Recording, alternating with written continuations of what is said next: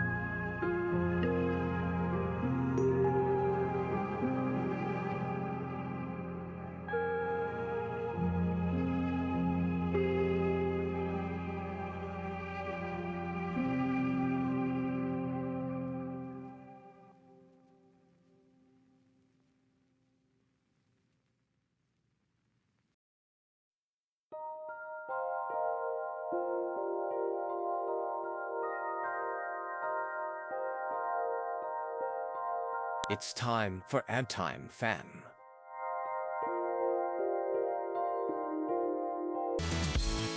A pleasure, indeed.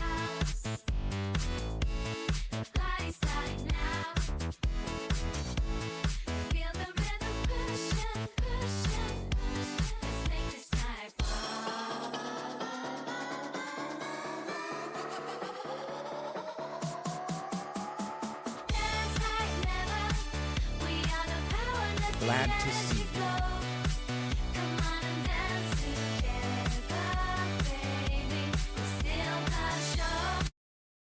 Time to get wild with the Tinker Gear.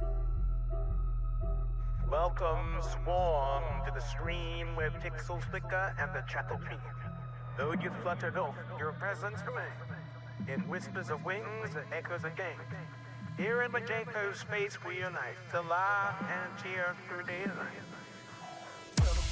Much appreciated.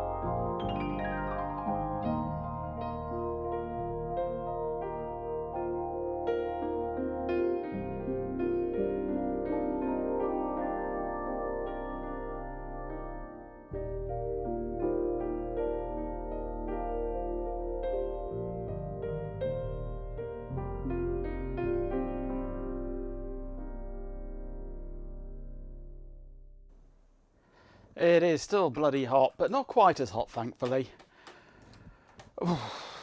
Sweltering still, though. Oh, I would give anything for 14 degrees and windy and rainy right now. We need rain. We haven't had rain for months. Everything is just brown. It's grim out there. Oh, so yes, a stream today. I know you probably weren't expecting one, but I've got to get some stream time in this week. Because there's no way I was streaming yesterday. It was absolutely scorching yesterday. If I'd have been up here streaming, I think my video card would have melted through the bottom of the computer case. So yeah, bit of streaming today because there's no stream tomorrow and no stream Thursday. And I rarely stream Friday because Ben streams Friday. And although this Friday, hey, Carrot House. This Friday is America's Party Day, isn't it? So there is no Shelby. So I might be doing Friday. I also have Pooch around here somewhere who's just collapsed on the floor behind me, sweltering. So yes, I am here today until Ben joins us later on. Oh, but it is roasting. Carrot House has brought the heat, absolutely. Happy Canada Day, Carrot House. Happy Canada Day. Canada Day. I hope you don't get too sober today. We can't be having you sober.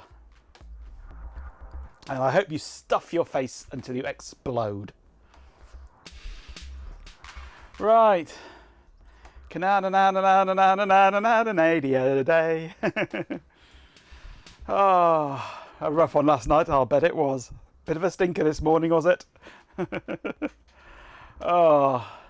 So yes, I've not really got much planned for today's stream. Just a few things to tinker with. Let me see if I can wake up my camera up here. I need to do that, and I need to press that button, and we can see things then. Bit of soldering that I want to do, and also I have a little something. A little something has arrived.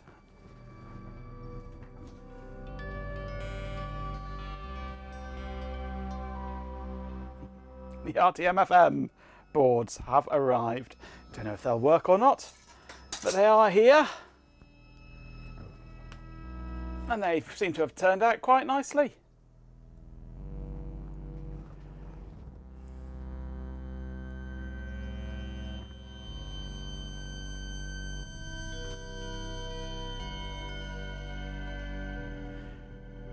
You're famous. You have your name in PCB silk. So yeah, at some point I need to sort out components and things and try building one of these up and then see what can happen with it.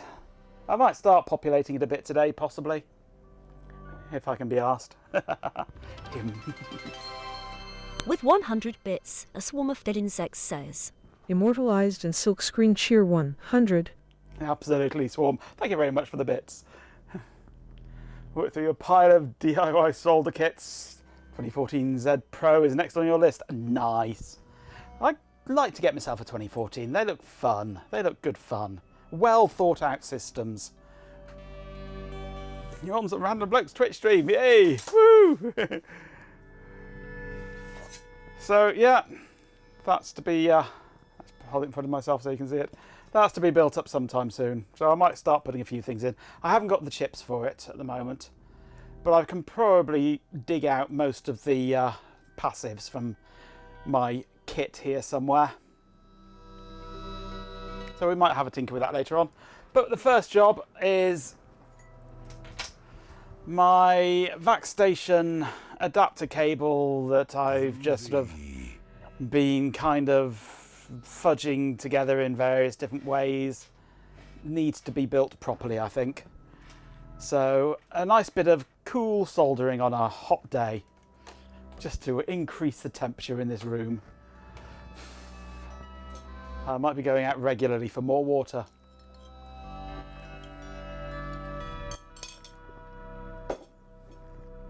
So first thing I want to do actually is hunt through my box of stuff, or one of my boxes of stuff, for another cable like this. I'm sure I've got plenty of them around, but I need to be careful when moving my chair because I've got a dog right behind me who's going to get run over if she's not careful. That's it, move your bum.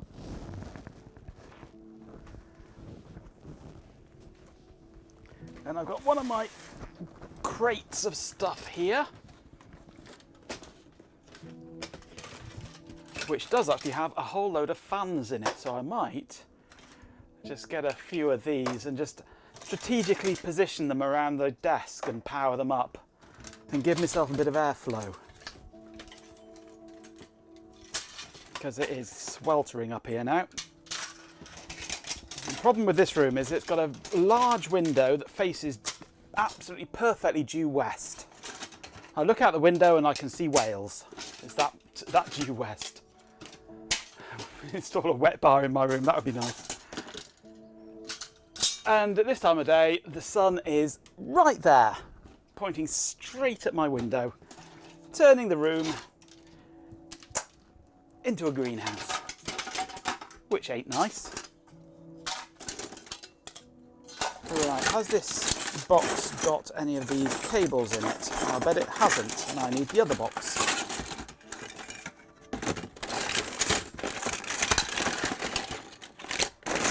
No, it hasn't. Pants. I need the other box. And I'll bet even then I can't find any of these cables, can I?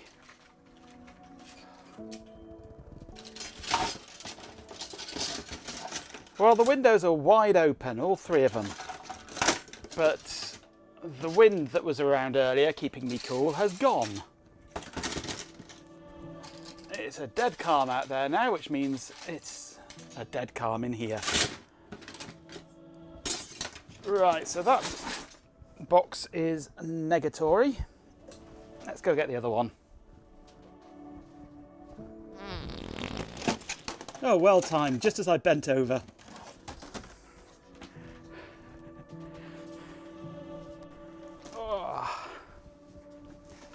This looks like it might, I don't know, it's got lots of IDC cables in, but I'm not sure if any of them are serial. This is just cables. Looks hopeful. It's a short one.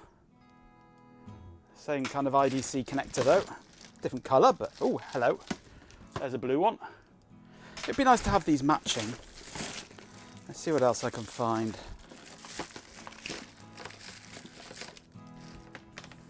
I'm sure I've got loads of these cables. There's another one. Another blue one. Oh, another grey one. Happy to have you aboard. Ramdog Cap. Another grey one.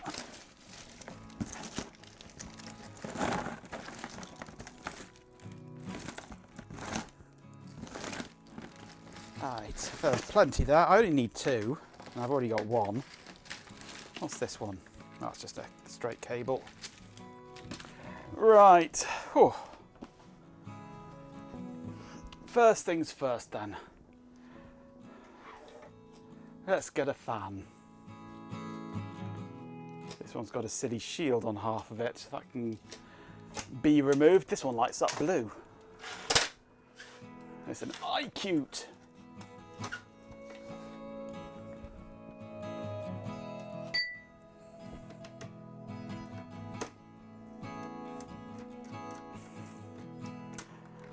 Have some wind, thank you very much, Cobb.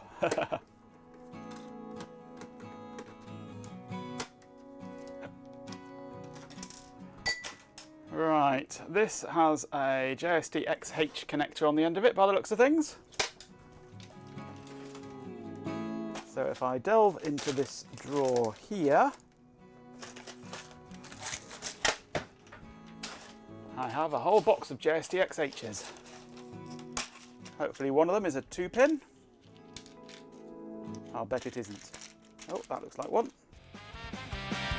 Hey, G-pin.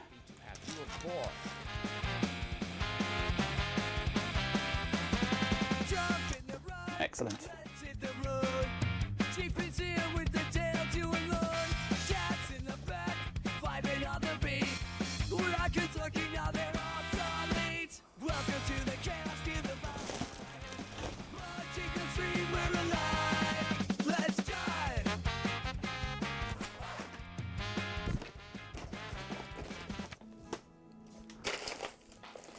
Right, delve into my connectors box. See what I can find.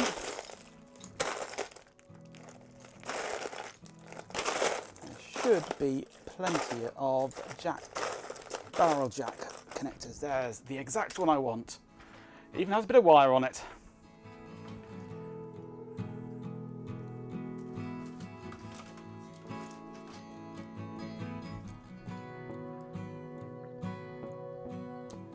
Amateur radio field day? No, I'm not a radio ham, I'm afraid.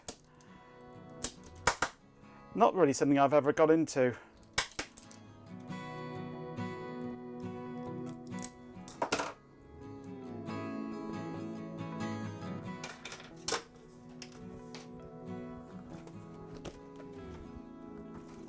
Okay, turn on the soldering iron and it's hot.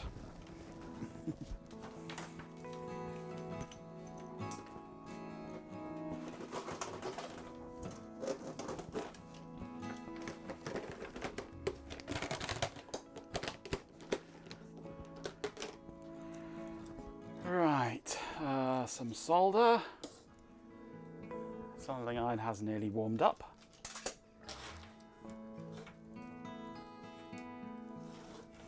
Let's move the camera a bit so that I can see. Have it pointing somewhere more sensible.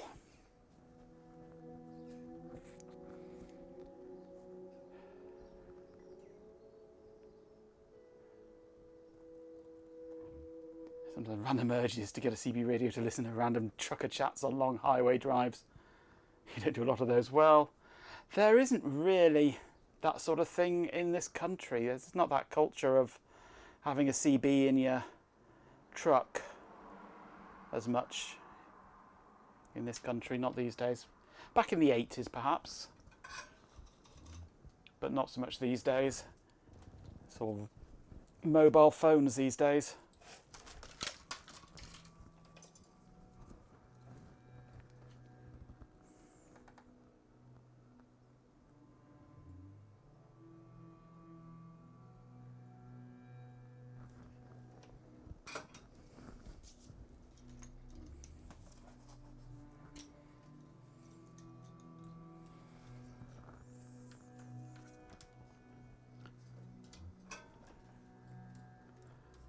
I'm sure Chloe will know of somebody that does, since she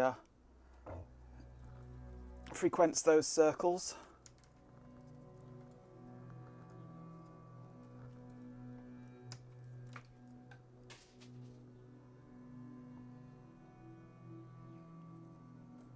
I just burnt my finger with my soldering iron and it cooled it down.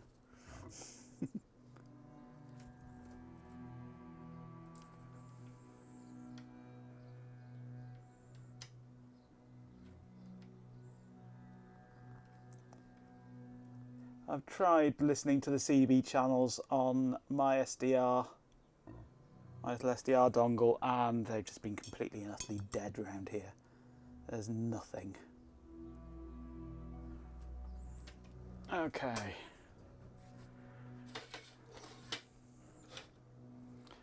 Let me grab a power cable.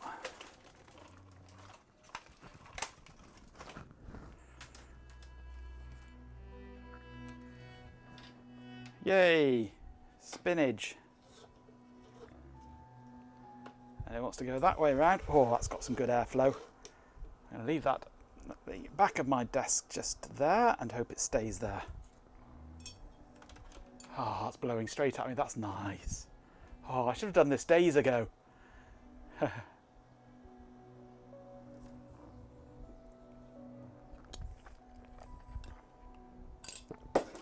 Of course, that'll be blowing solder fumes straight into my face, but there's nothing new there.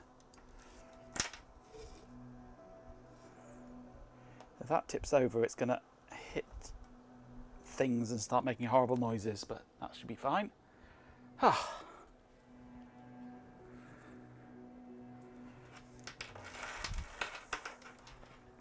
Okay, so what I want to do with this, I've got the 15 pin that goes in the back of the VAX station, which goes into a bunch of coaxial cables which are just twisted together and a right horrible mess, which then goes into a VGA connector.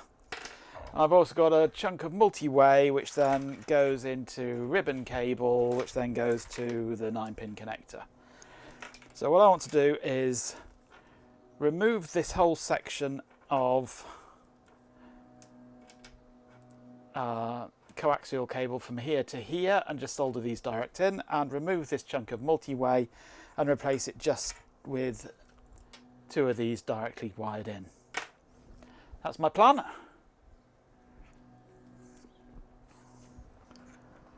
But will it come to fruition? Who knows?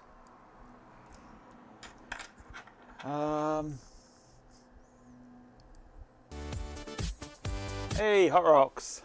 The mods welcome Hot Rocks Girl back.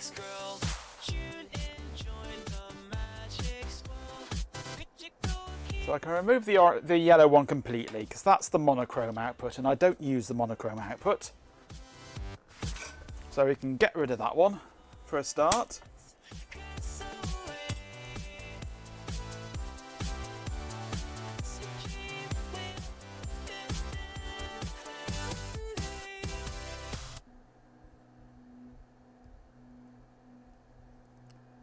Actually, what I might do is grab my PCB holder and clamp this into it.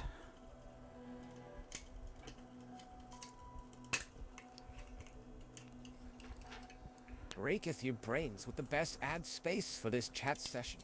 Time for ads, folks. Let's go.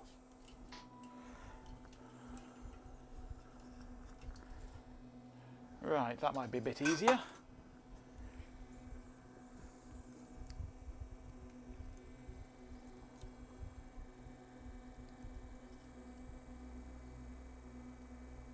That's a lot easier.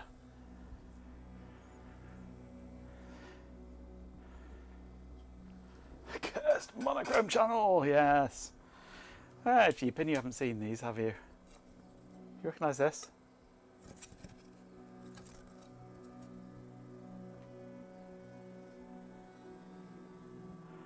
We get to build it later, or start building it.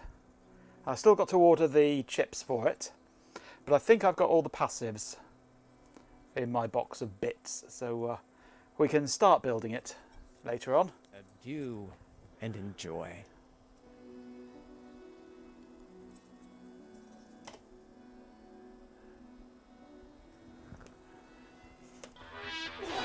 Oh, hey there.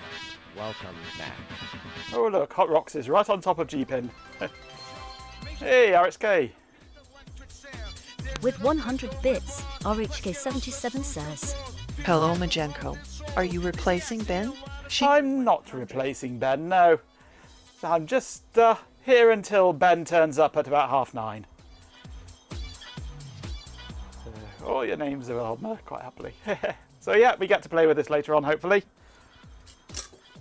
I ordered 5, and as Elecro is wont to do, they sent me 7. I do like Elecro. Order 5, they send you 7. Nice.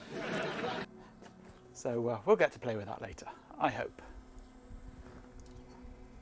And then, of course, once I've got all the chips, it's then going to be months of programming work. Wait, you're not on top, you waste. I never pegged you as a top.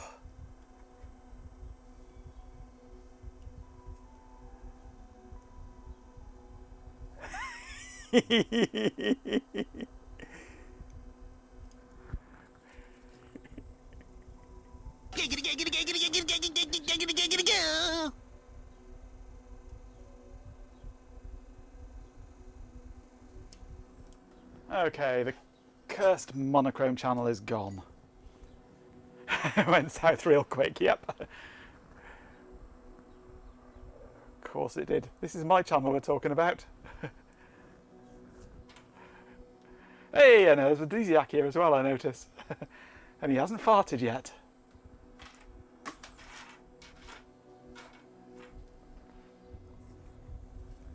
Okay, so I have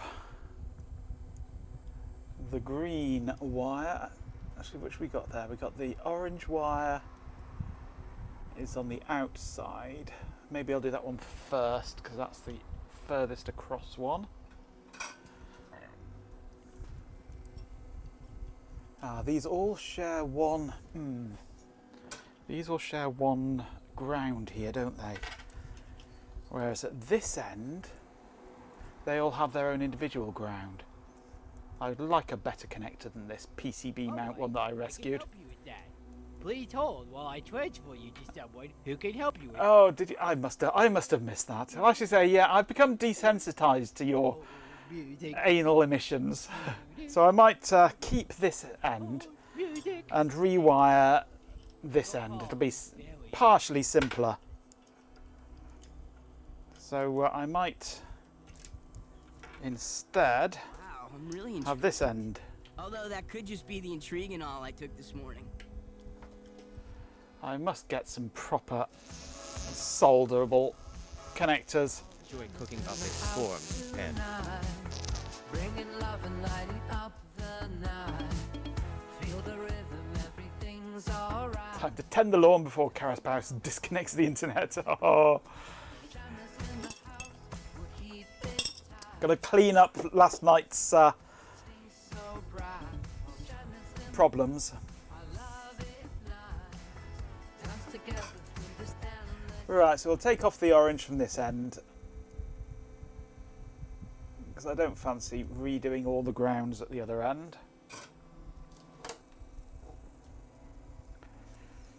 And then we shall shorten this down, I think.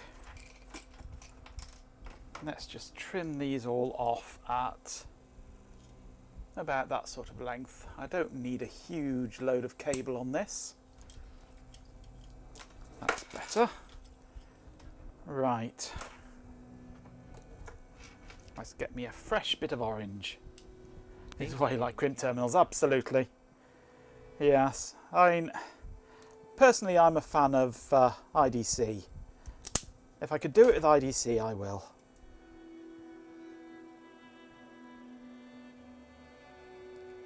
Crimp connectors are a second best to IDC. But when working with rescued components, because I don't have anything better at the moment, this is the best we'll get.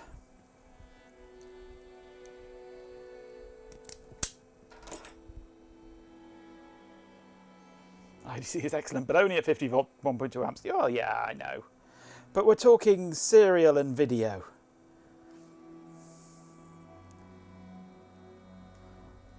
There's nothing even remotely approaching that. Oh, hello, Ben. I didn't see you sneaking in there. I'm making my VAC station video and serial adapter a little tidier and less janky. I know that's not like me, but it needs to be done. Where are my heat shrink doohickeys? They should be up here, but they're not. Where have they gone? Sorry, I've disturbed you again, haven't I, Pooch? Ooh. Belly rubs. It's too hot to think where things are at the moment.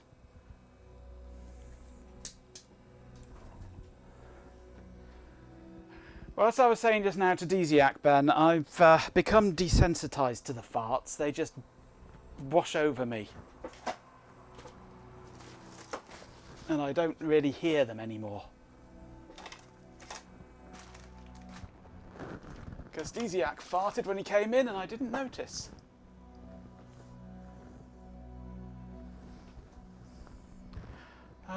What have I done with my heat shrink sleeving? What a mess. Yep. You don't know half of it.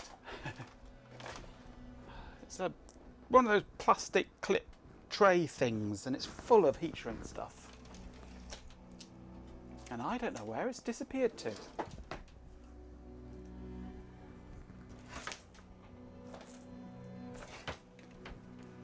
Probably buried under all this shite on my desk. Let's have a dig. It's not over this side, is it? No. It's not over this side. It might be over this side. No. It should be up here, but it's not.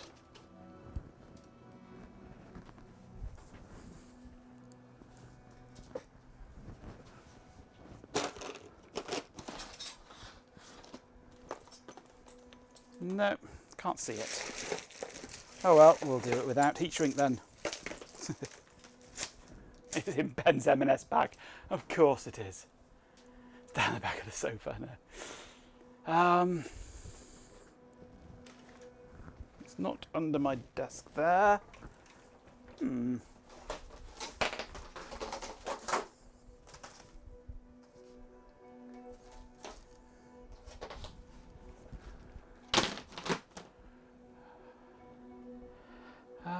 When did I have it last?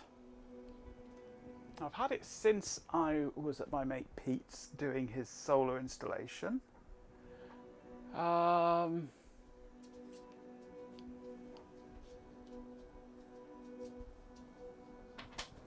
don't know. I can't think. Brain no worky. It's not in that mound of stuff behind me. Oh well, we'll manage without. You ate it for dinner with cheese and garlic. Never mind, we can live without it. It's only video after all.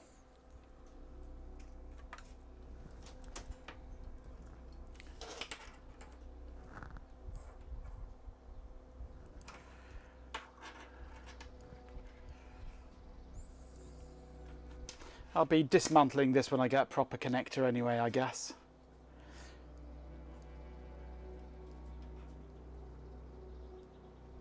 Is that going to stay still? Kind of. Okay, soldering iron.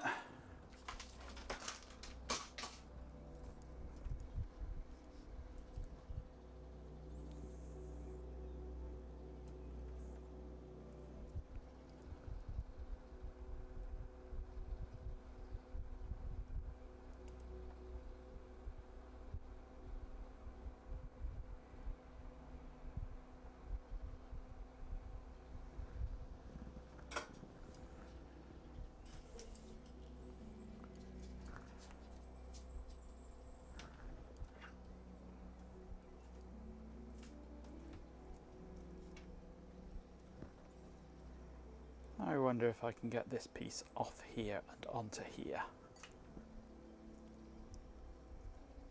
Would that work? It might, you know.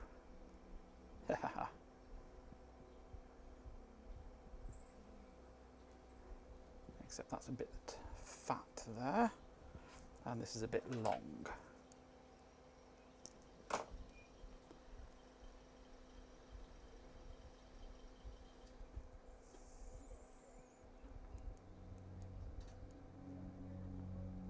I've never really had anything lost. The closest I've had to lost is when the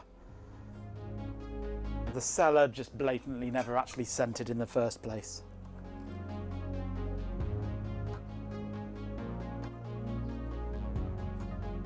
I've never sent anything that's got lost, even to America, which is surprising.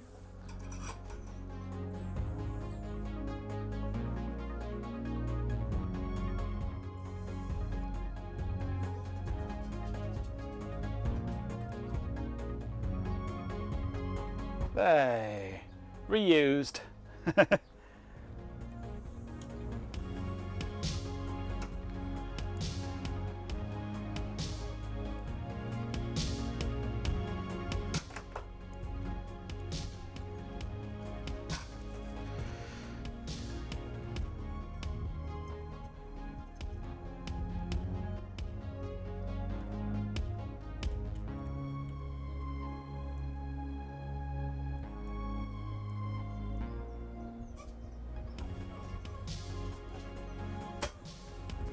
Oh, Pooch is asking to go out.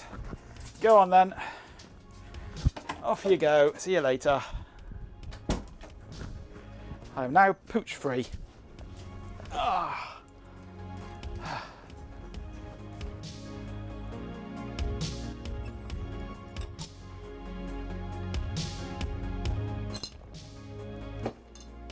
Oh, Hermes, yes. Tyler, glad he's back. And Hey, Tyler Hoot. with us. How hot is it here? It's not as hot as it was, but it's really muggy with it. Let's get my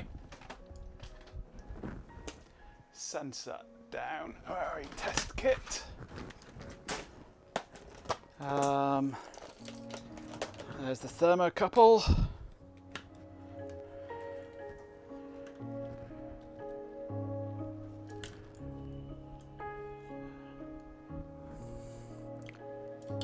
Apparently it's 29 in here at the moment, in this room, which is nice. Plus it's about 40% humidity, so it feels like about 33.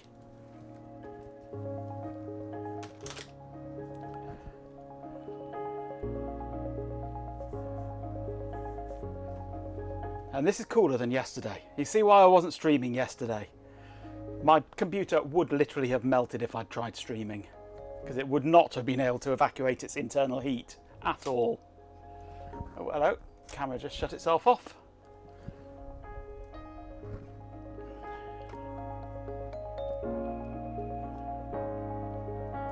Okay, so we've done the orange.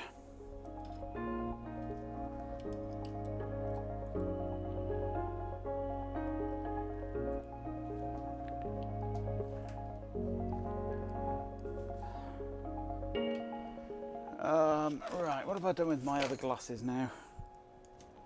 Oh, there they are. Okay, let's remove the green.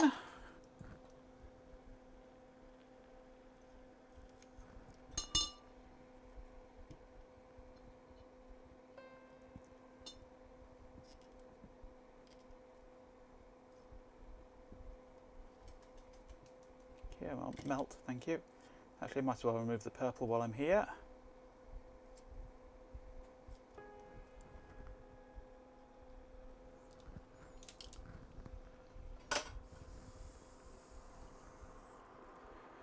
Okay, let's strip off a bit of insulation off the green and the purple.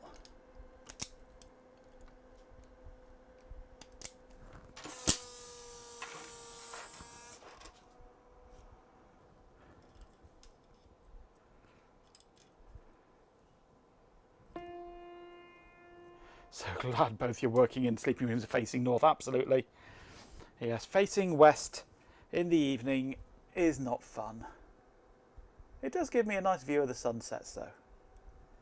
The sun setting over the Welsh mountains.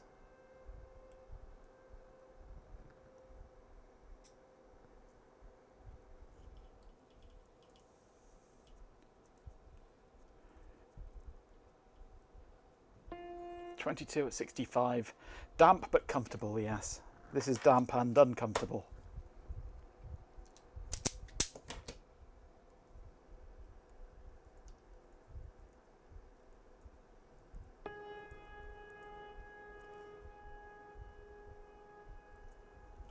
That just trimmed a bit too much copper out of there then.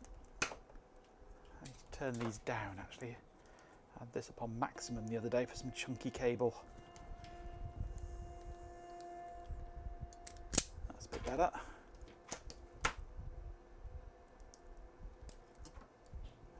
Let's get my proper cutters, these are awful.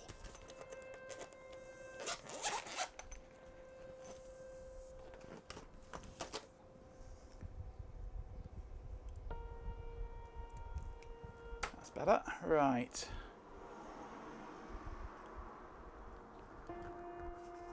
Actually, let's zoom out a bit so that I can show you what I'm doing. I'm a useless streamer, aren't I? 3D printing works like a charm in these conditions. I'm sure it does. I bet you get no problems with bed adhesion, do you?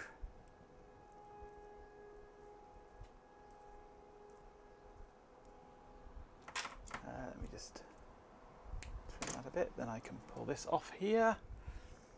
And this can go back onto here.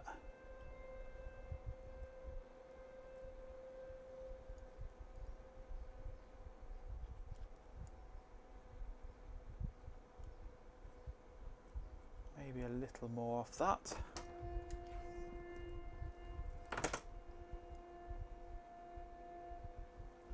There we go.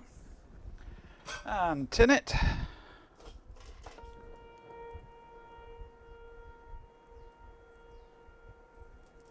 And twist this together a bit better.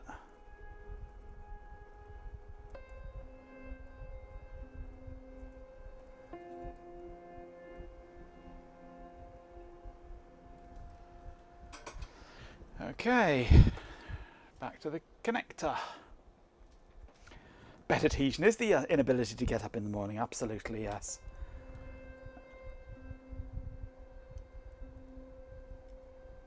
But I do find that having a pooch that comes and wakes you up at 7 o'clock in the morning does tend to solve that problem. She goes home tomorrow though. Time for Her some. last night with us tonight.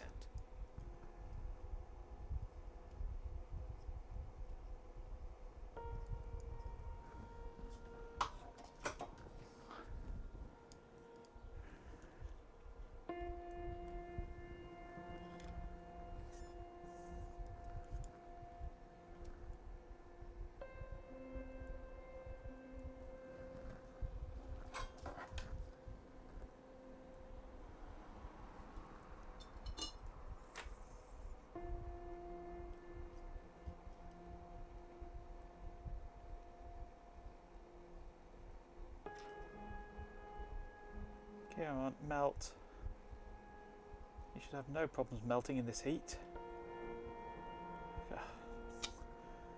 Why is it that the solder won't melt, but the plastic around the pin will?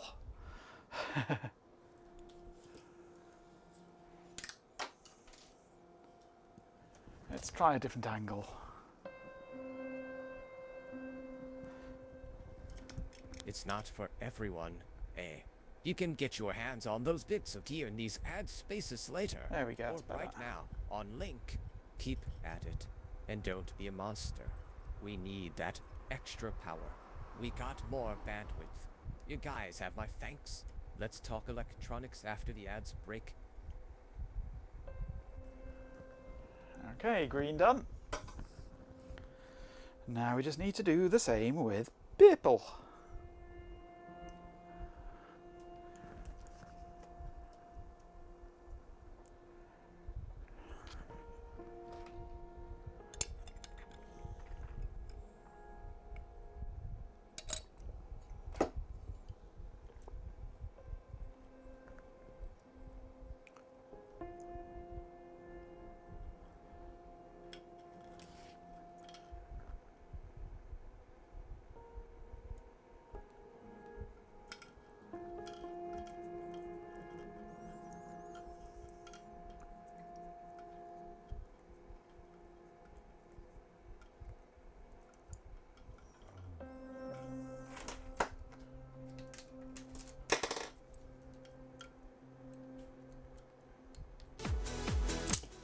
Hey, Chloe.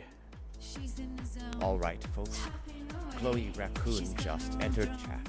Back to watch some carnage in real time, it appears. Welcome to my Jankos, let's start the show.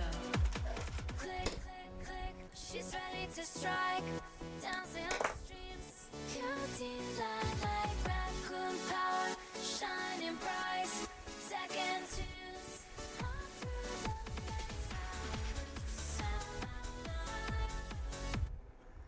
I won't ask where, Ben. That's impolite. Trying to get some more heat going. Such good soldering weather, this.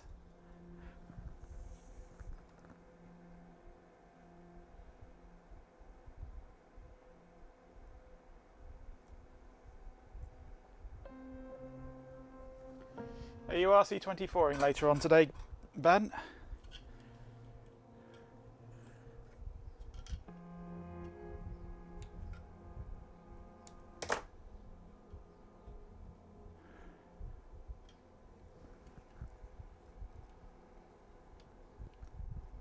Thermal printer in this heat. Thermal printer in this heat.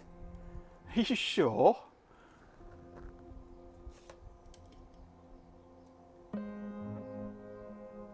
All the paper will just come out black, won't it?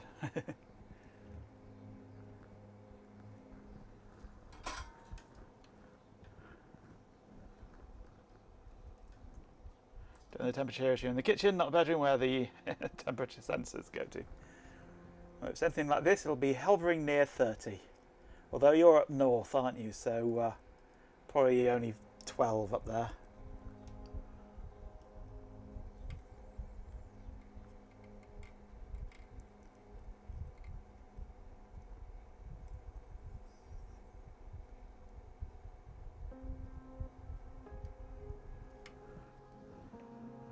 I'm just cleaning up a cable that I've been kind of butchering for ages. It's my adapter for the VacStation's 15-pin socket, which is a combined video and serial connector, where the serial is sometimes used for keyboard and mouse. So, and it's just a messy experimental cable that I'm now just shortening and tidying up, because its wires twisted together at the moment, so we're just making a much better, neater cable to do it all. So, well, the onboard video, oh yeah, I got that working ages ago. Yes, months ago. That just took a replacement RAM chip, that was. Right, let's cut that wire off.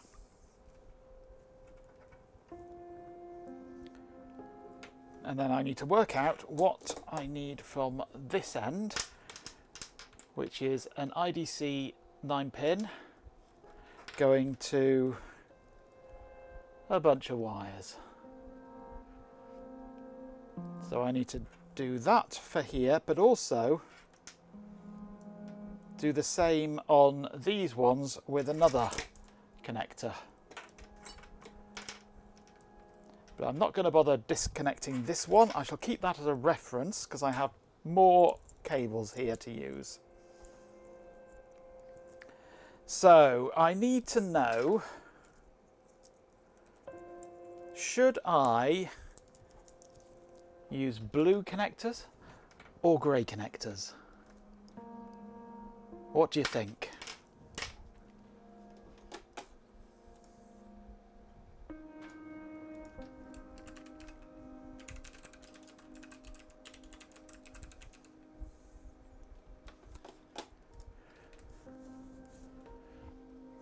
We have a poll.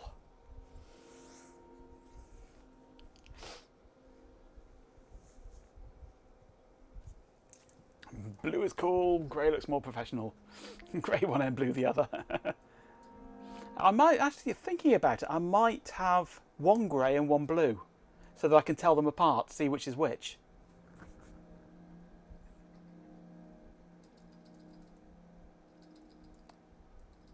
In blue, da-ba-dee, da-ba-doo, da-ba-dee, da-ba-doo, da-ba-dee, da-ba-doo. So this poll might be completely invalidated because I'm going to have both, one of each.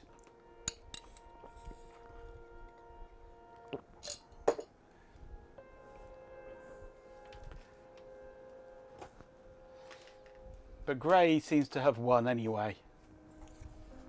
So I'll tell you what, I'll have grey as the primary, the serial port 1, and blue as serial port 2. Since grey won, that can be serial 1. Somewhere you've got some purple ones, nice. Right, so let's go. What do we want?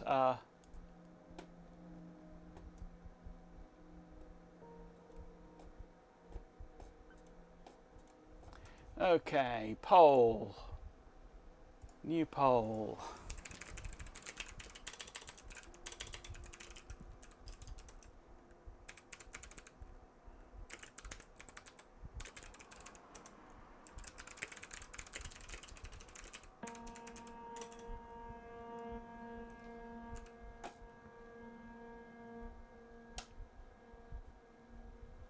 There's another poll for you. What should Ben do? Place your bids now.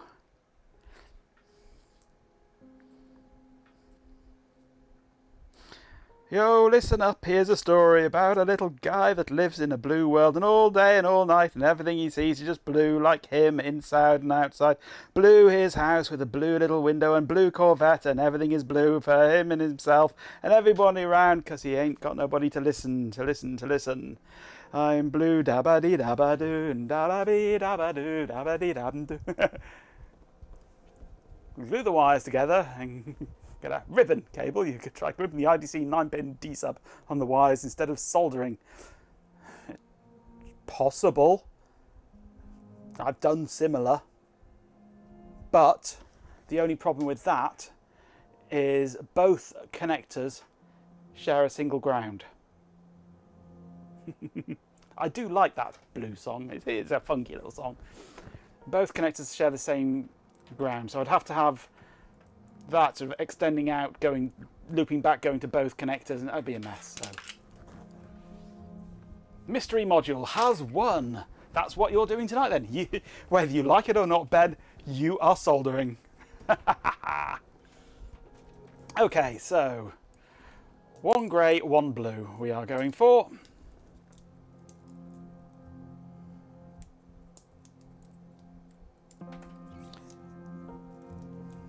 Let me cut these off reasonably flush. Where have my scissors gone now? I can't find anything tonight. Everything has disappeared. There they are. I prefer scissors for doing ribbon cable because they go right way across in one fell swoop and give a nice clean edge. Right. Oh, they haven't, have they? Corb, what have you done? Out of bounds, get index 0 on base array. Right, let's take a break from soldering for a minute. Right, desktop. Oh, I've got the wrong desktop. Well, actually, that could be said to be the right desktop. There we go, we'll have that desktop today. Okay, out of bounds, get index 0 on base array. Where's that happening? Ah, in the poll. The poll crashed. Okay.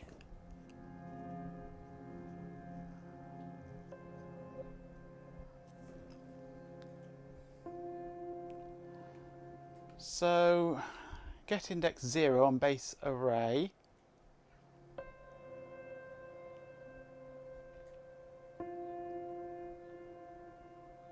That should be right. Or is it poll options I? Ooh.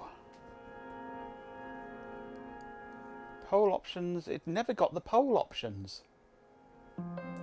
Maybe somebody polled before it got the options.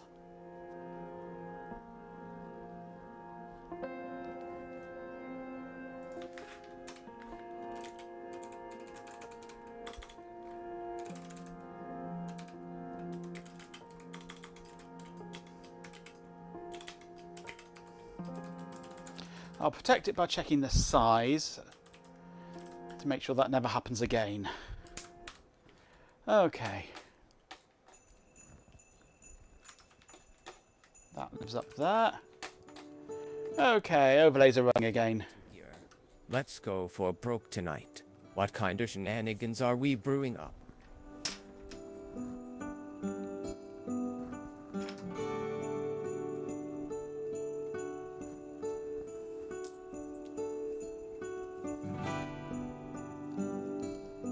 Yes, pole options. Pole options is populated when the overlays receive the list of pole options, basically when the poll starts. I can show you. It's on Twitch channel event.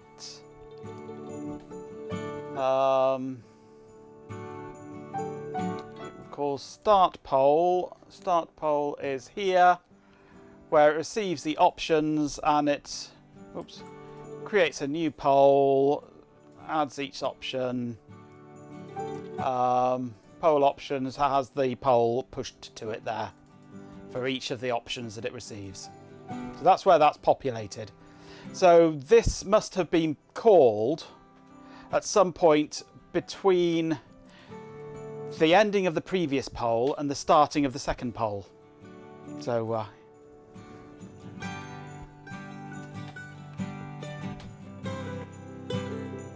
so now if that happens, it'll just ignore it, theoretically.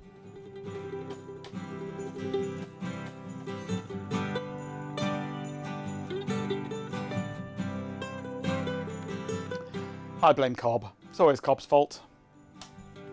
Right. Okay, so the grey one. Untangle that. We have on the original wire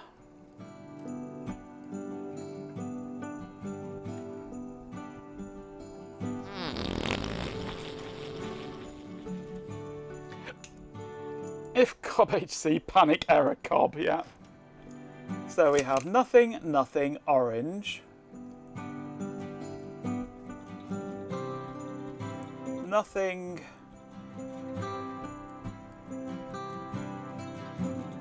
Brown. And then black goes right at the end. So 2 orange, 1 brown, 3 black. So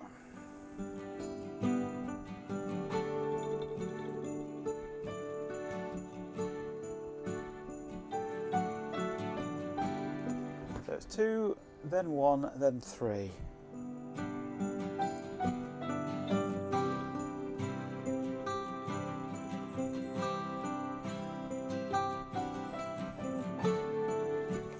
So that should match up with that. So if I take the 2, trim that off, then that one goes to orange, this one I trim off, that goes to brown, these 3 I trim off, that goes to black. Okay. I shall do the same to this one, the blue one, for the second channel.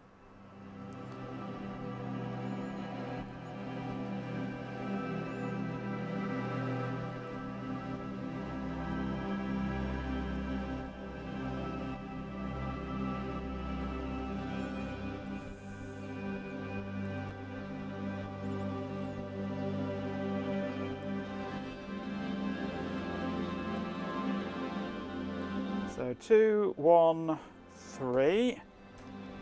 Do all these in one snipping, I think. There we go. Okay, that should be it for the second channel. I'm not sure which way round the second channel goes. Right, my music's turned up now. Let's turn that down. There we go, it's a bit loud.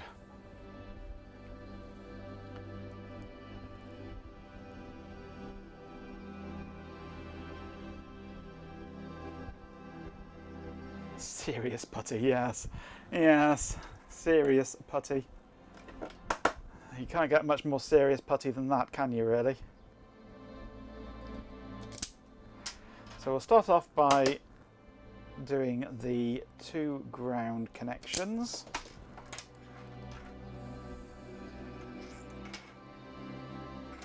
Actually, while it's separate, I'm going to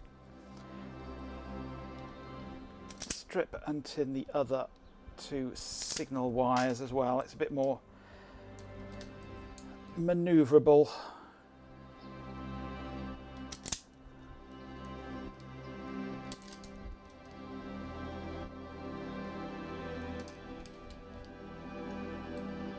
Singleton whiskey, oh very good, yes.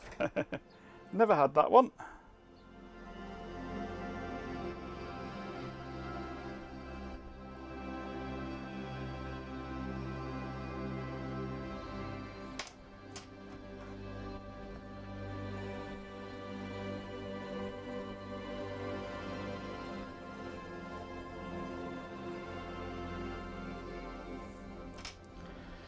Right. So now I shall take both ground wires and twist them together, I think. And then tin everything.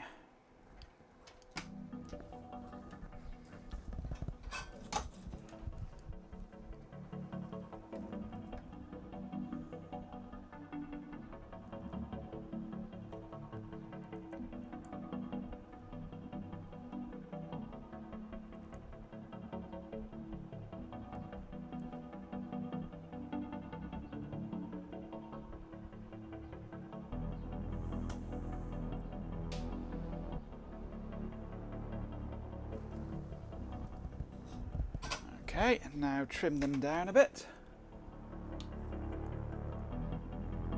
Alright, chat. Check those ad servers. Tonight's brought to you by the best god down.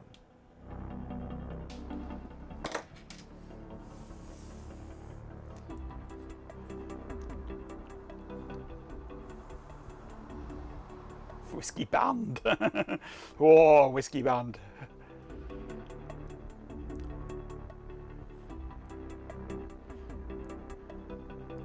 Maybe doing Pearl later is probably not wise, no? But Pearl might want to be done later. Have you asked her?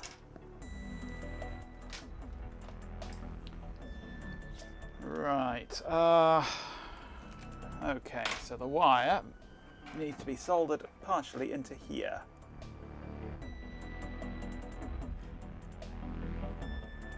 So the yellow one here is one of the power ones, I believe, which I don't require. At least not for this. I appreciate the patience. Chat, thanks for tuning in. The grey, is it grey or green or blue? It's grey and green, isn't it? It's, yeah, grey and green go together. Because they both start with bruh. You can take out the red and the blue because they are also forms of power, I believe. They'll be needed if I connect up an LK201 and a mouse.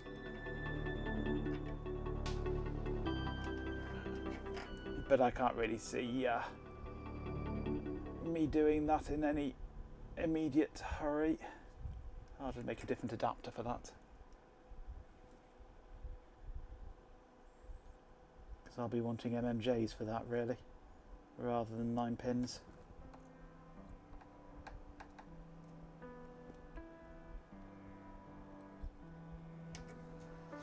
Right. So let's start off with the black one, which is on this top row, which is the ground.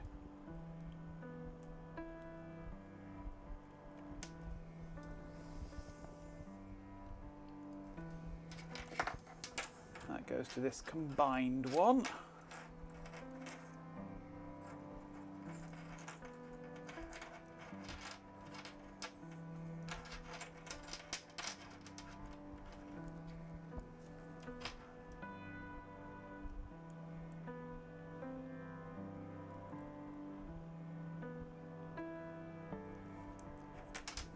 That'll do. Not pretty, but it'll do. Ribbon cable, it'll never be pretty when soldered.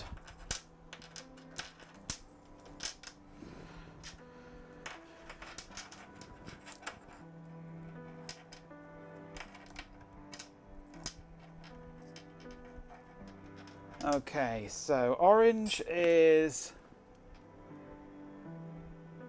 closest to the red wire, isn't it? So that's orange. And that's brown. So if that goes that way around, okay, let's bring this one up here. Out of the way like that.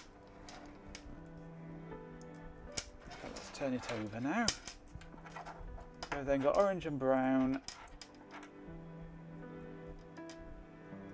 Connect that same way around.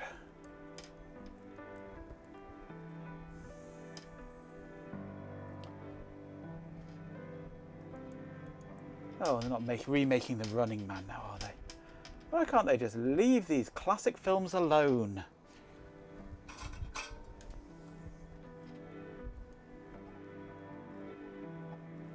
It's going to be Total Recall all over again, isn't it? Classic film originally. Remake from, when was it, 2012 or something? Complete and utter trash.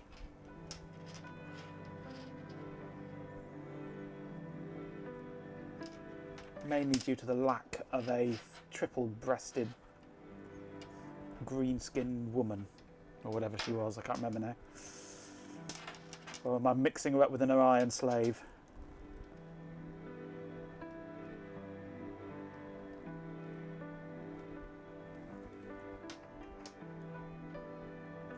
Remake of Total Recall should have been recalled to the dumpster, abso-bloody-lutely.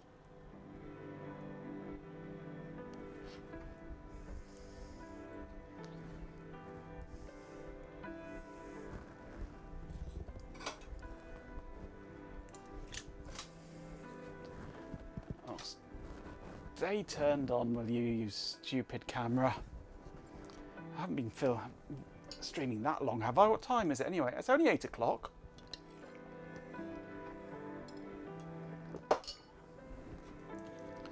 Right, now which way round do these go? I cannot remember. Actually, it's not so much I can't remember as I don't have a bloody clue.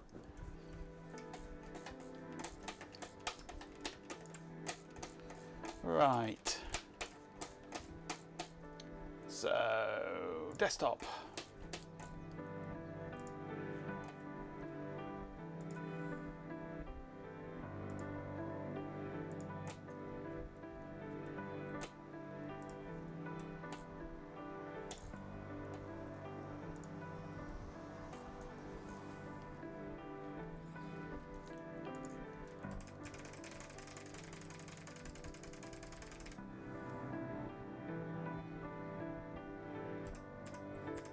Slide down Jeffrey's neck.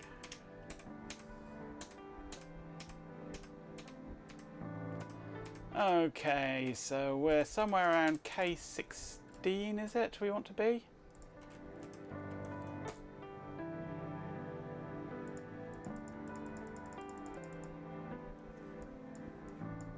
K19, 18, 17, K16.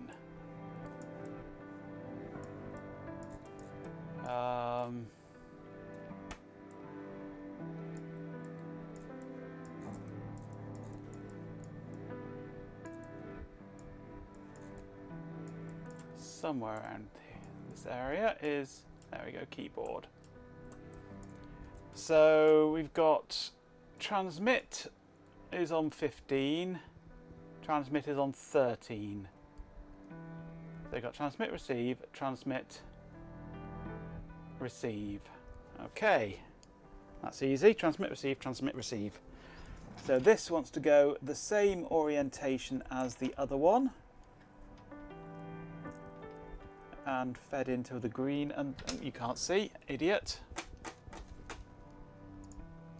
Same orientation as the other one, which is that way around. With these going into these two under here.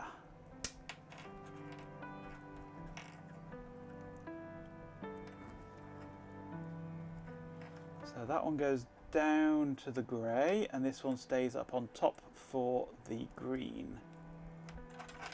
Okay.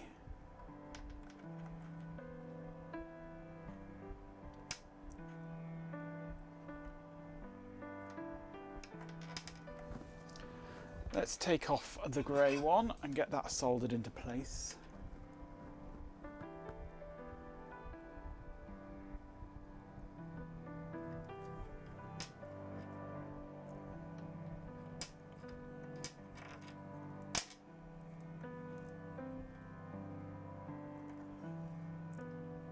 So this one is the one which was grey.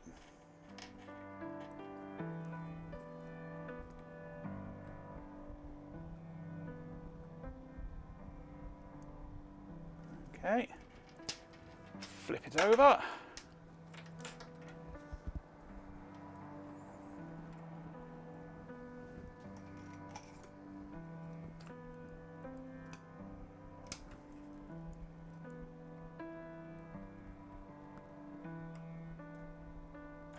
Let's take out the green.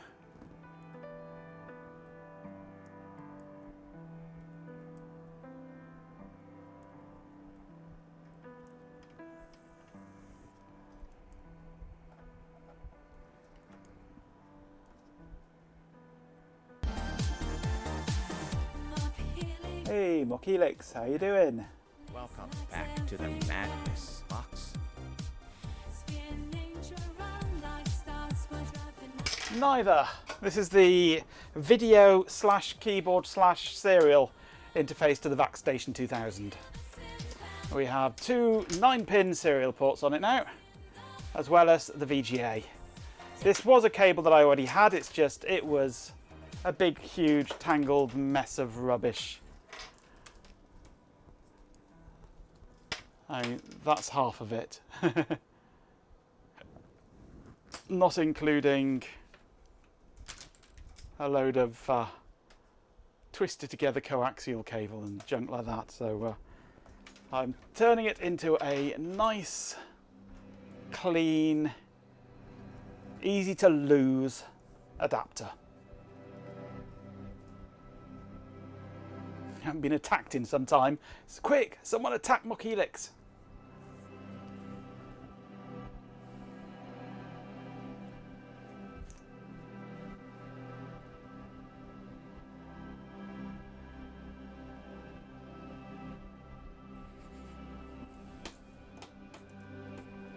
Having trouble with your fingers today, Mockhelix?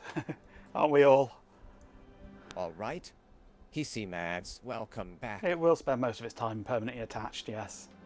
I could do with a proper 15-pin housing for this, really, at some point. Probably get that at the same time that I get the proper 15-pin video connector instead of this janky thing. So that might work. Got it rigged so you can attack yourself? I can't remember. Have to give it a go. Looks like yes. The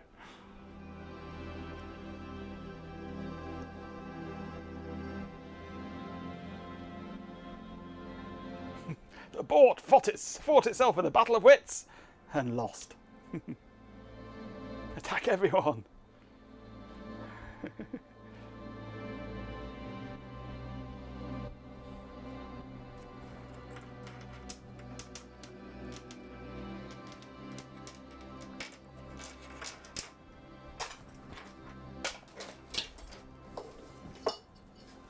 Right, let's clear a little bit of room on my desk. I don't really want to put my VaxStation on here because I've got my iCute fan here blowing air at me. I was going to say cool air at me, but it's not cool. And if I put the VaxStation on my desk, it'll block it.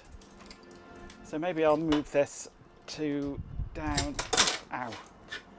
Tip. Pro tip. Don't touch the blades of a spinning fan. You tend to drop it when that happens.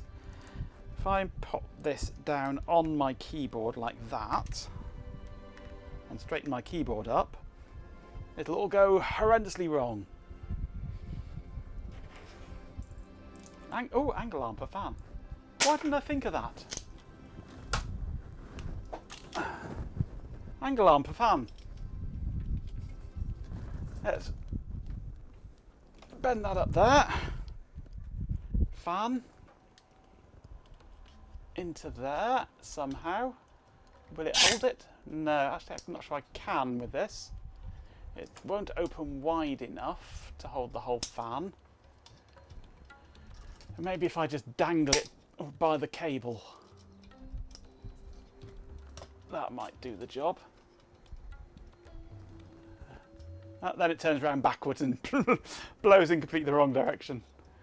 No, that's not going to work like that, is it? Let's just start off by winding the wire around it a bit, keep it out of the way.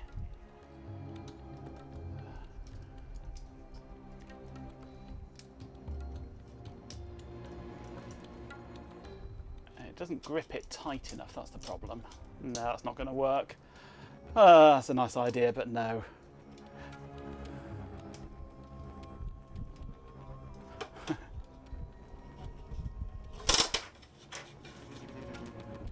Maybe I'll just hold it here for the rest of the evening.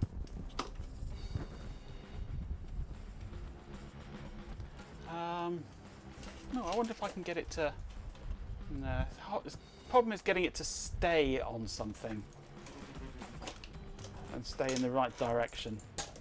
No, I'll just bring it down here to my keyboard so it's blowing up directly at the microphone, so you can all get the full force of the wind.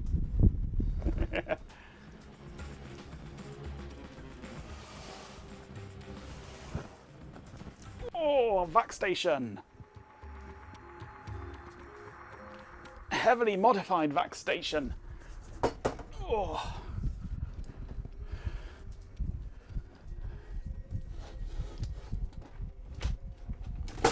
Upside down vac station.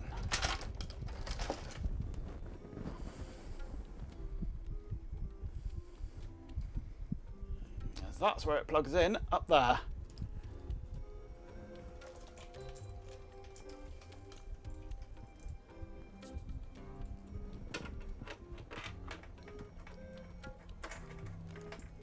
Currently sort of balancing this at a strange angle so you can see.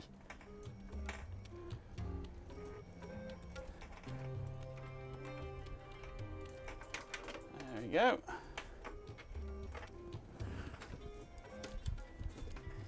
Modified to be heavy. You'd expect it to be lighter because it doesn't have a hard drive in it. But instead, it has a floppy drive and a CD-ROM in it. Blurry ones, because blurry is best. Whew, and it still weighs a frickin' ton. Oh yeah, and I've mounted the Blue SCSI in the spare expansion slot now as well. Down here. So I've got access to my SD card. Which is nice.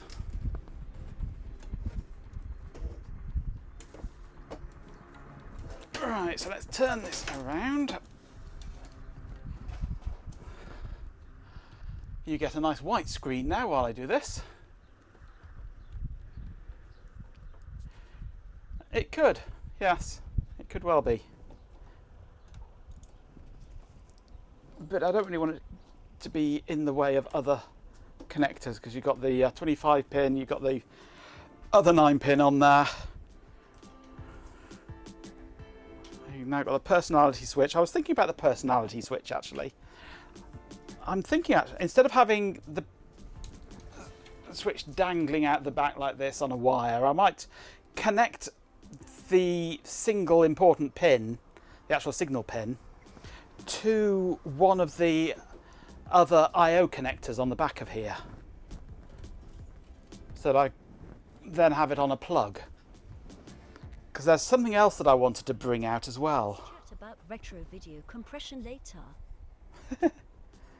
I can't remember. There was another signal I wanted to bring out of the back, and I thought I might bring that out on the same connector as well. But I can't now remember what that signal was. It was some modification I wanted to make, but I've forgotten it now.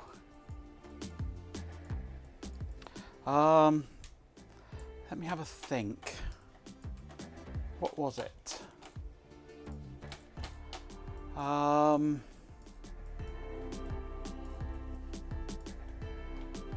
Oh, it was to do with reset. Reset, that was it, yeah.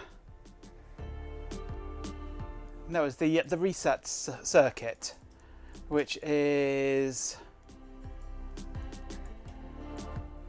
down here with the halt signal here, which is, that's the button on the back to trigger a halt. And it goes through all this massively complicated circuit for some bizarre reason. I don't quite know why. It's so much easier ways of doing it, but you get the printer frame error, which is asserted when you send a serial break signal over DZ3, which is the 4th serial port, which is the printer port, which is normally the debug console port when in debug mode, but I don't want to run in debug mode.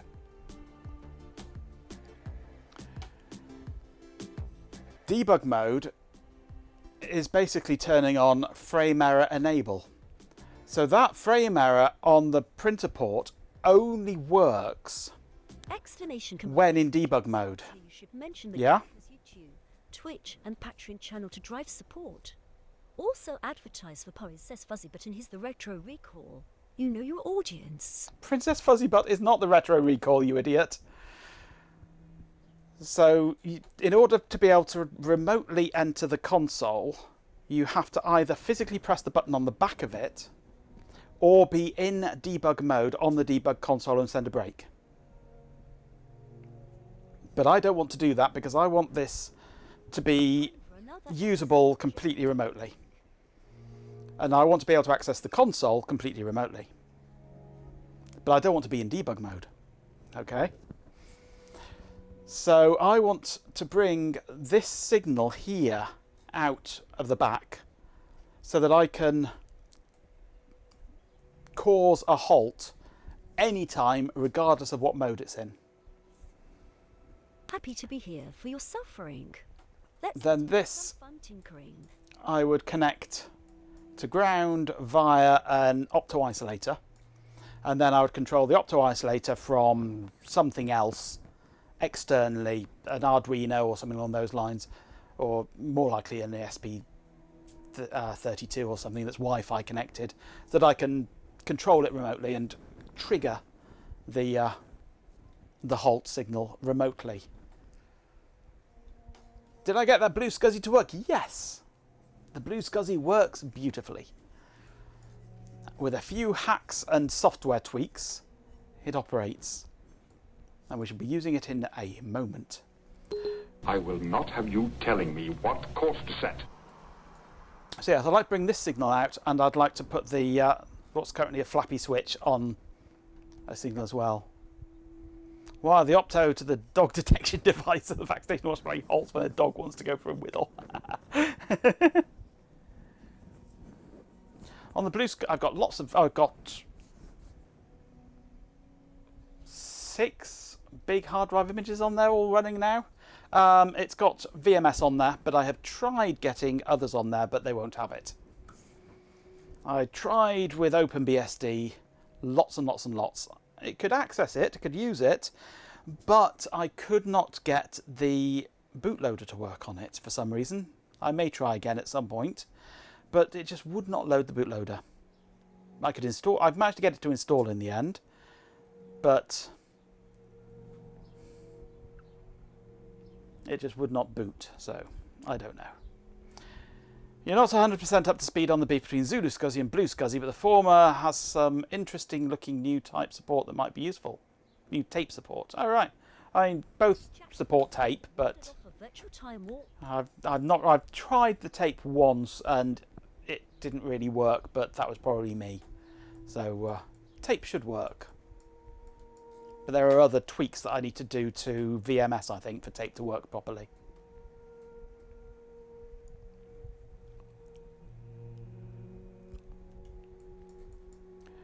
So yeah, this is a future modification that I want to make, is to bring these signals out onto one of the 3D connectors, probably the 25-pin D connector, because that's got loads of spare pins on it that aren't being used. So I'll probably route those through to the 25-pin. And then make an adapter that goes on the back. That then has all these cables coming into it. It's a nice RJ45 connectors probably, actually. So that they can go straight into my terminal server. Right, so that's power plugged in. There's Ethernet. Ethernet. I've got no power to my Ethernet hub at the moment because I'm currently using the power for my fan. The sun's gone down now though, so I'm going to turn my fan off because I don't really need it now. Unplug the power into the Ethernet hub. I can turn off the hot stick over there, don't need that now. Okay, serial connection. That can go into the grey one. Should work. That should be everything, I think.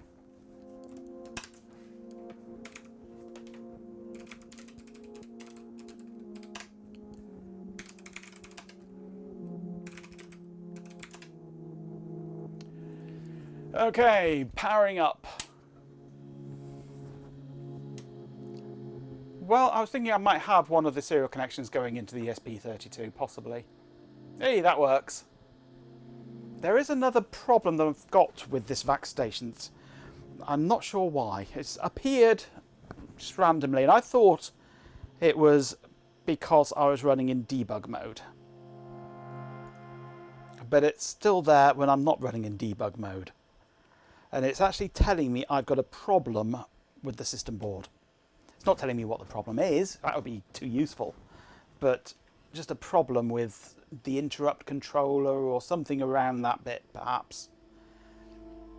And I don't know what it is or why it is, or whether it's just purely because I'm running a patched version of the ROMs that it's just not doing the test properly. So I don't know. To be sure, I'd have to pop back the original ROMs in it at some point and try it. But it's this 5 question mark here.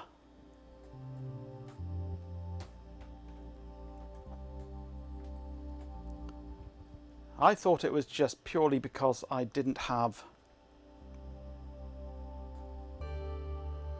And to ram the ROMs back into it. I thought it was purely because it was running in debug mode, but it's not.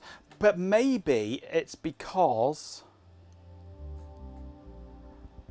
Maybe it's because it's got the video card, but hasn't got the keyboard, maybe. Possibly. That might be it. So maybe if I take the video card out, it might think it's not looking for a keyboard and work, possibly. I don't know. Maximum number of hard drives of the SCSI bus, it's SCSI 1. So it's 8 devices, one of which is the initiator. Which should be... normally it's on ID 0, but I've changed it to ID 7, which is the industry standard. So DKA2 is my boot drive, which is on the blue SCSI.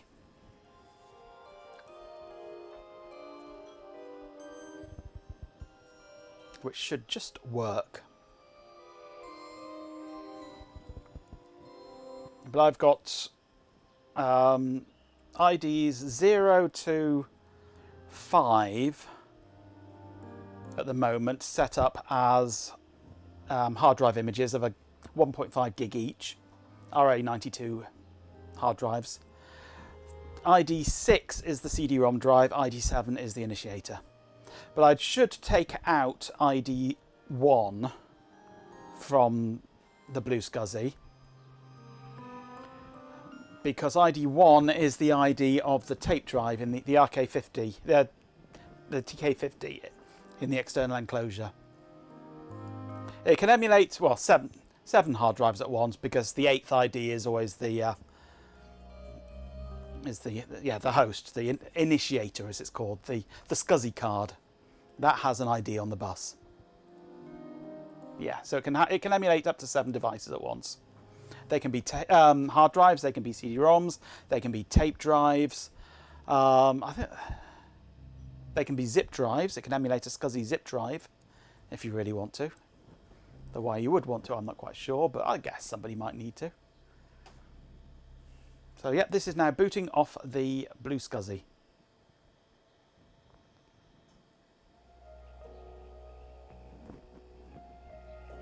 There were also network cards and scanners, but you can't really emulate those as an image file. Yeah, it comes with the emulated click of death. Yes, not the longest living drives, those. Cool while they lived, but yeah, a bit fragile.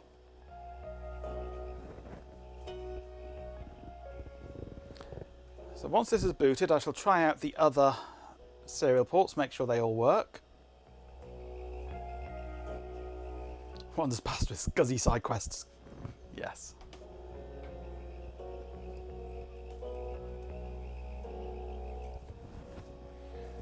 In theory, what's the maximum storage you could give with a Blue SCSI? Depends on the size of your SD card, basically. I mean, I've chosen 1.5 gig images because that's the size of a DEC RA92 hard drive. I could use bigger, I could use smaller, but I've just chosen that just as an arbitrary good size that I know is going to be supported by VMS and it'll be happy with it. There are bigger drives it would be happy with, I'm sure, but to save problems, I basically sized it specifically to that drive size. And I've got a 32 gig card in there at the moment, so 32 gig is the biggest I could do. I'm not sure what the biggest card is that the firmware supports. I mean, VMS works differently to DOS and Windows and things. It doesn't really care as much about directly accessing CHNS and all that sort of thing. It's more linear than that with its file systems. It's designed from the ground up to be able to support much bigger systems than DOS. I mean, we're talking in the 80s, when hard drives were 10 meg, being able to support terabytes of data. Nobody had terabytes of data, but theoretically it could. I mean, Ben would probably know if there is a specific size limit on that. Let's just have a quick Google. I'm on 5.5 max.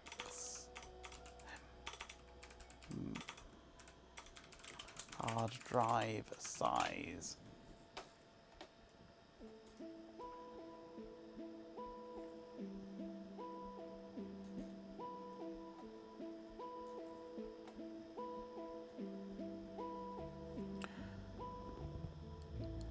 The maximum, looks like the maximum size of a file is about 4 gigabytes.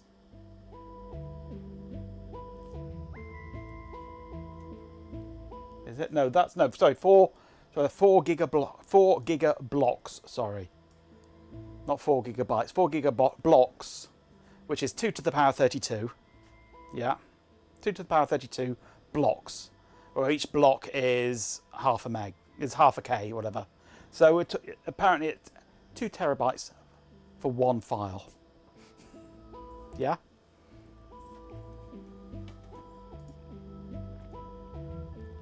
So yeah, it can store some pretty big stuff. Yeah.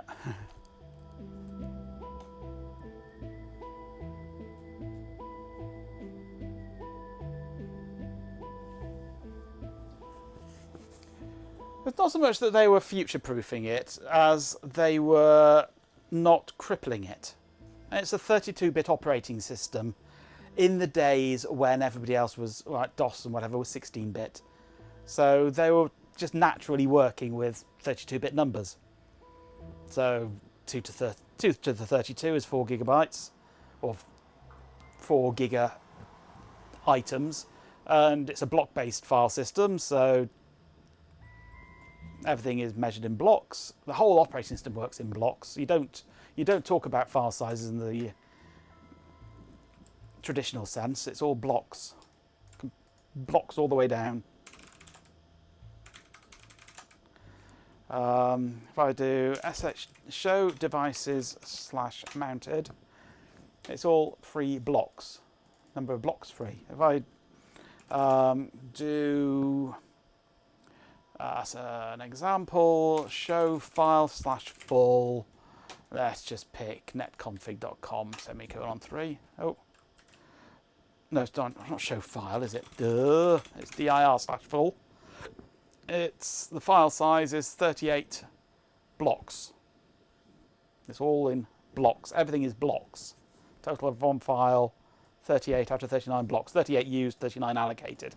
Everything is blocks. So 2 to the 32 blocks, 2 terabytes. It's just, they just didn't, it would have been more work to not use 32-bit words for calculating these things. So, yeah.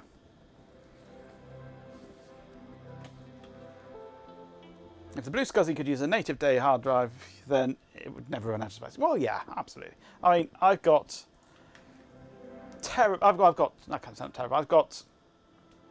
already allocated to this operating system, I've got 3 gigabytes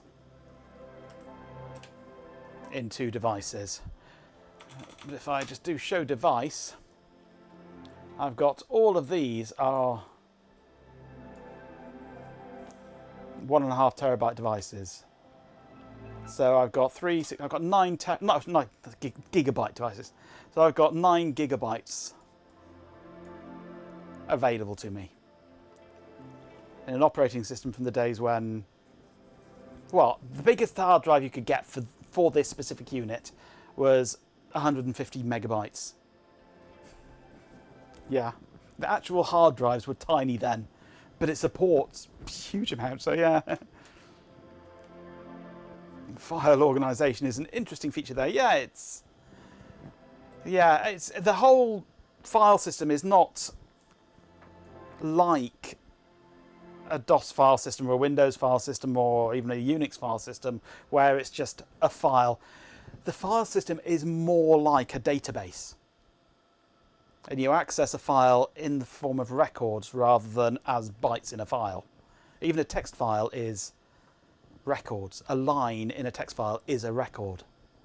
So it's a very flexible system, very powerful system, yeah. But can throw you for a bit of a wobbly if you try transferring files to other systems and back again. You lose your record size, which can be awkward for backups and things. So, right, let me just change this connector here over to the other serial port. And do we get a login on it? We do. Excellent. So both serial ports work. If I plug this into the 25-pin one, which has an adapter on it at the moment, do I get it may not have a, because this is a COM port, so it may have set it up not for, because that's really intended for modems, and this one is really intended for printers. That one gives me a login. Let me just try this one again, because it may not have plugged in properly. No, I get nothing on the 25 pin, but that might be because, no, it should be mapping the control signals to, that might just be because it's not configured to operate. But that's irrelevant, really. Let's go back to that COM port. Right. So I'm on terminal OPA 0.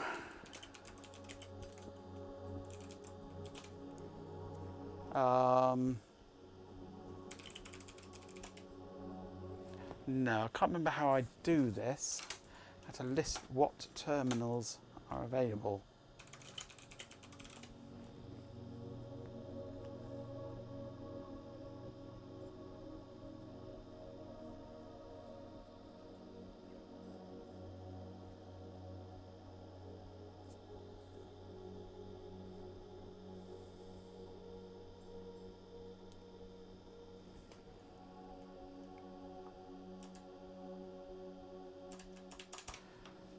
Open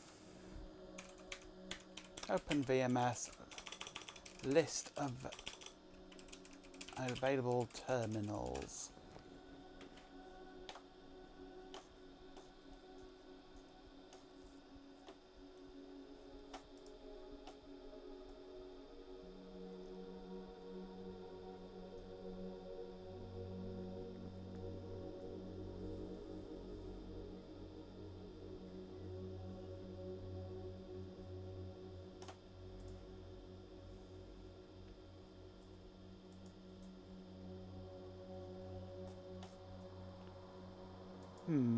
Not sure how to list the available terminals.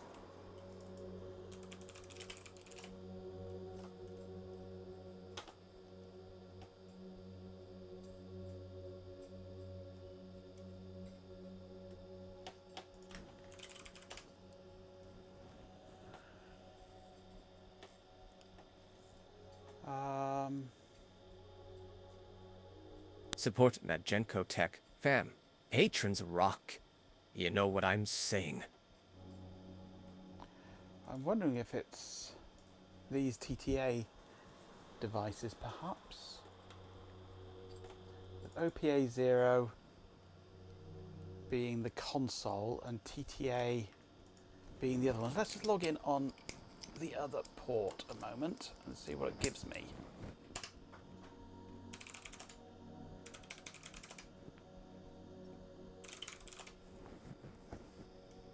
Yeah, this is TTA 1. So I've got OPA 0 as the console, and then TTA 1 to 3 are the other serial ports.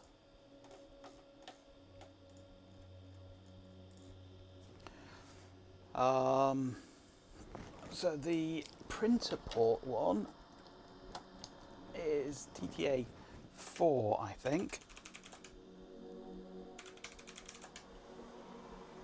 Thanks for listening. You deserve. That's TTA 3. Tomorrow. Yeah, TTA 3. So TTA 2 is the 25-pin one,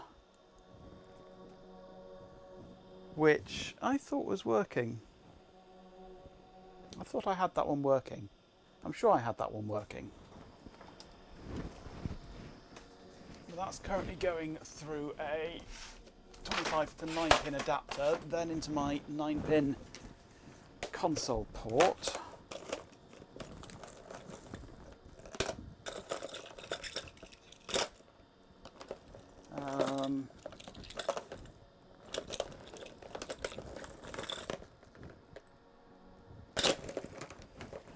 That's the DTE one. I don't think that's the one I want. I want the other one, wherever that's hiding.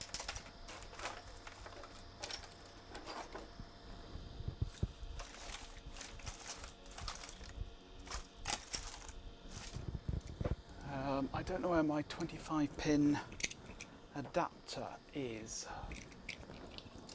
Let's just try this one. Null modem adapter incoming. Well, actually, I do have null modem, but it's the wrong gender to then go into this. I don't have a gender changer, but I do have a Sun one, which uses the wrong cable, the wrong gender on it. So I could use the Sun adapter, which goes into, let's just plug this into the blue one on there for now. And then this into here and see if this works on this. Yep, that's working. So we've got a serial port into null modem cable into backwards Sun one, which is completely wrong. Then we'll try 25-pin into 25-pin socket.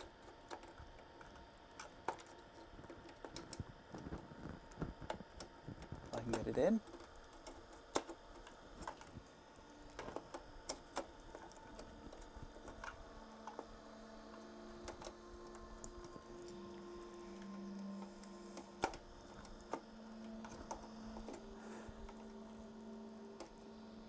might vaguely be paying attention again.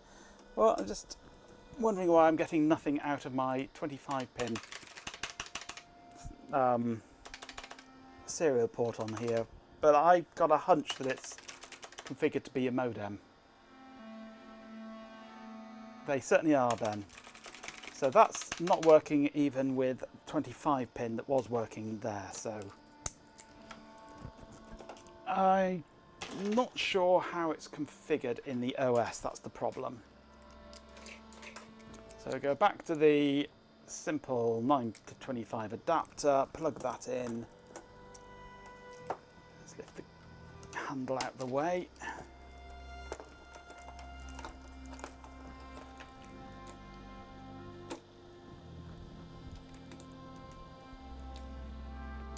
But I get nothing. I'm sure that was working at some point. Oh well. Back to console.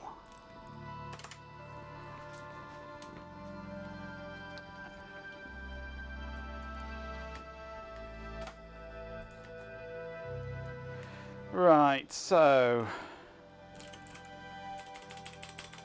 show port TTA 2. Show term.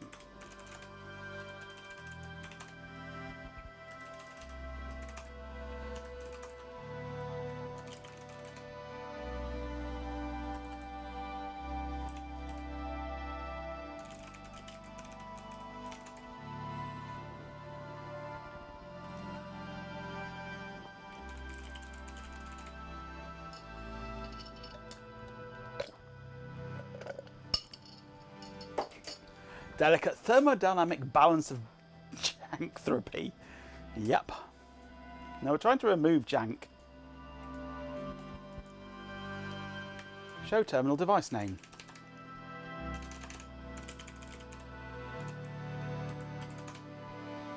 TTA1 is a terminal. TTA3 is a terminal. But TTA2 is not... oh, TTA2 is showing as a terminal now. It wasn't before.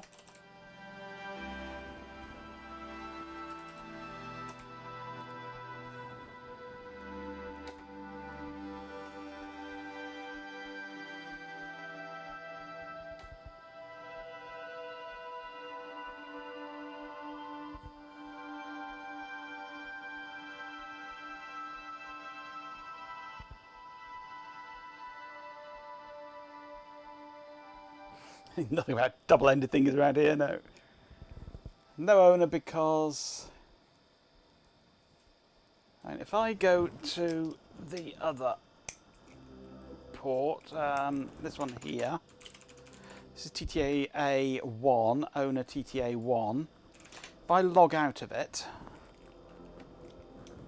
go back to console,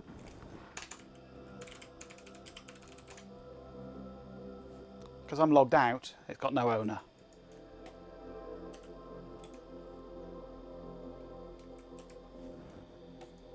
No gods, no masters, no owner.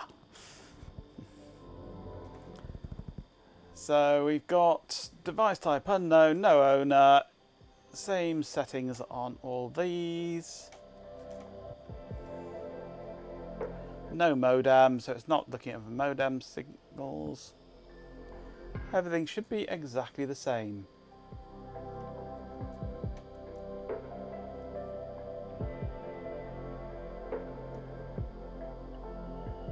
Yeah, but for some reason it's just not working.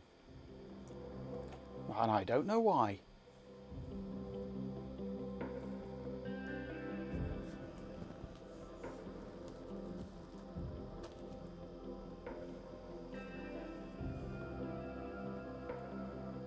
.007 is a dumb set of missions to have on a spy.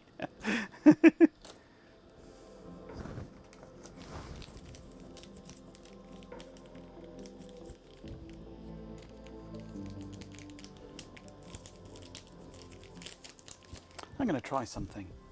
I have a little toy here, courtesy of Hot Rocks. This is a special deck loopback plug which should enable field service mode in the BIOS, in the firmware. Can't really call it BIOS. I'm going to see what it does.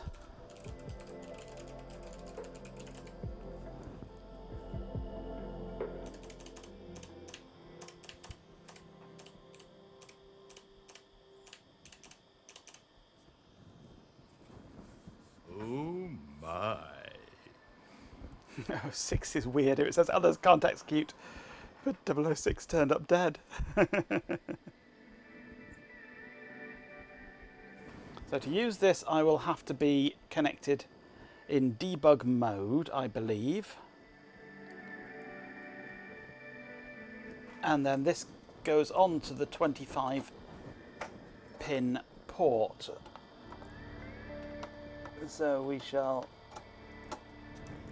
plug that into there, turn the power off, plug this into the printer port, which should put it into debug mode, and power up. And see if we get anything.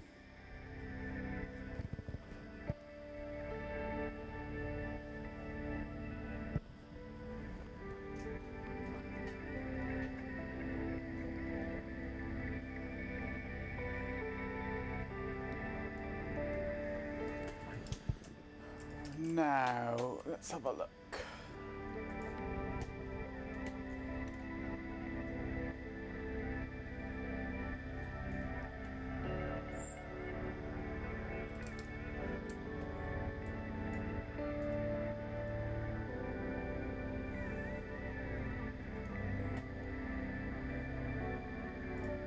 The technical manual.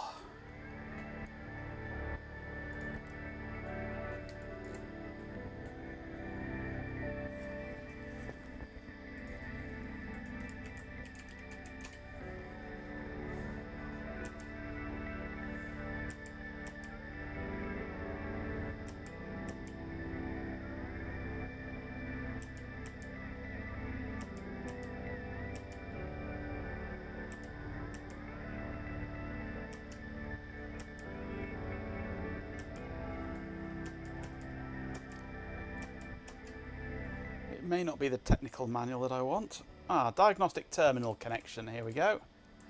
Line 3 on the Backstation 2000 system is normally connected to a printer with BCC05 cable. This line may instead be connected to a terminal for field service diagnostics by using a BCC08 cable. Yes.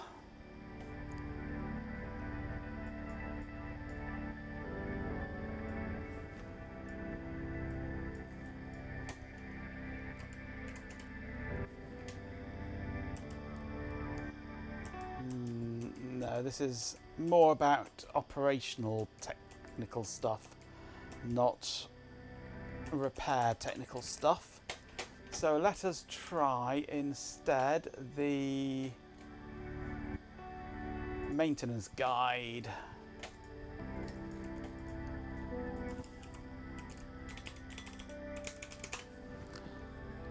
Special diagnostic key for field service exerciser. Okay.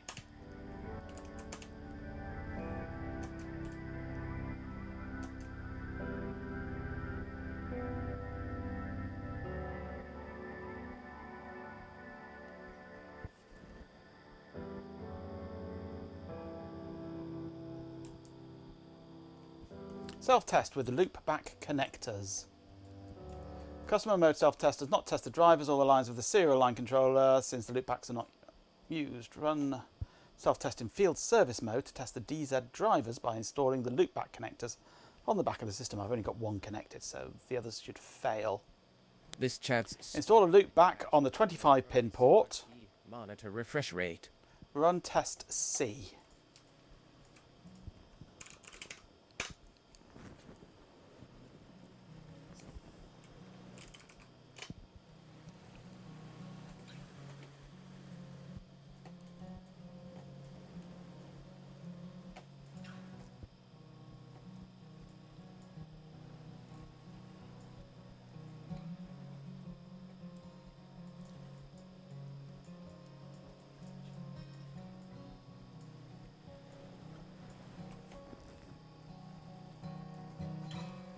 Test 101 runs a field service system exerciser. It exercises each device once sequentially, then exercises them simultaneously and stops when the slowest device finishes its second pass. Do not stop the exercise before it finishes exercising every device.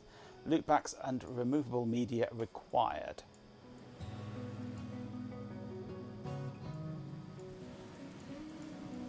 So we could run that one perhaps. This will be a test actually to see if it is actually in field service mode. So if we do test 101, which normally we wouldn't be able to get to, it'll trash media. It can't trash that media because I've unplugged it. There is a floppy disk in the drive which is a scrap disk anyway, which I've just been experimenting on, and it can do what it wants with it. Illegal command, right. Okay. That tells me that it's not in field service mode, so either this is not the right dongle for this, or there is a problem with the 25 pin serial port. What's the code on this?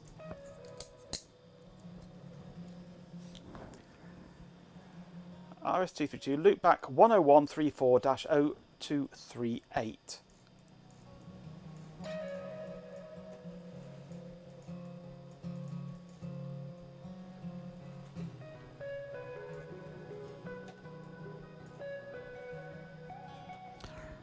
But the part number that it wants is a 2924795. Glad to have you back, Dopaz. Different part number, so this might not be the right loop back.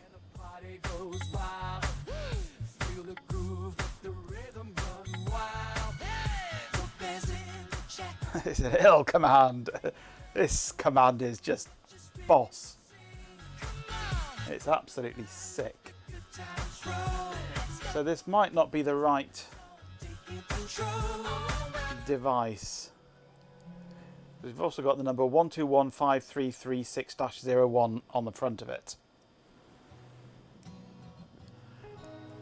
So this might be the wrong loopback for this specific unit, which is a shame. This might only work on a PDP-11. So I might have to look into making a loopback of the right sort.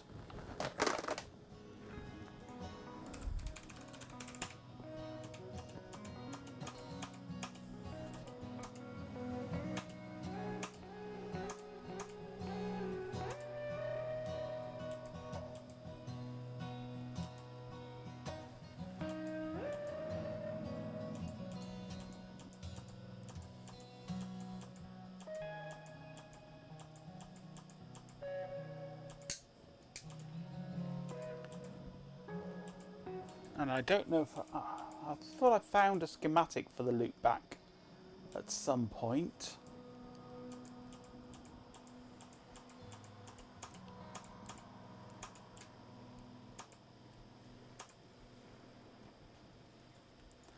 Let's try looking on here for 29-24795.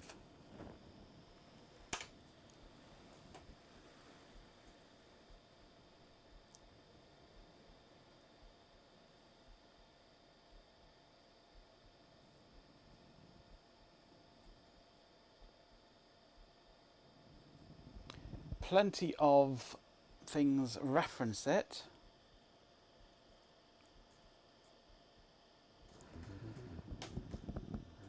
Let's go for an advanced search. Let's look for quick title search. No. Let's go for an ID search. No. Let's go for an exact word search.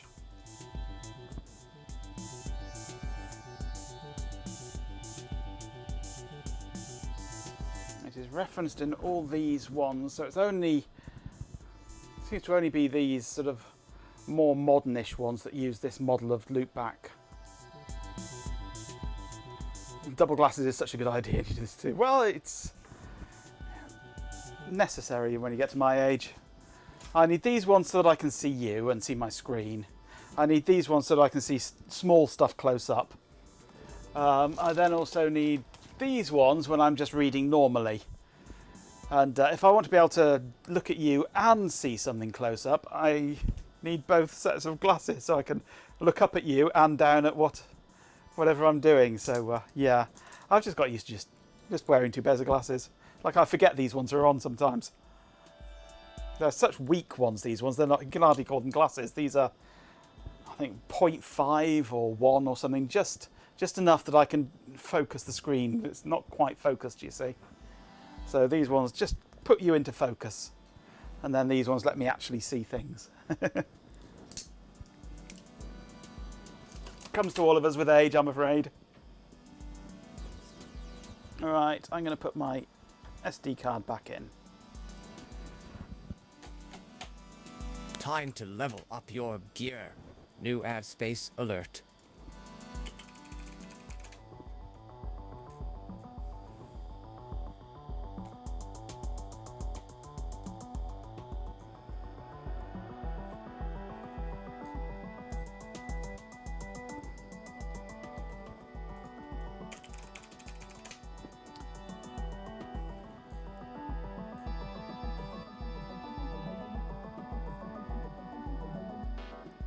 There's a number of signals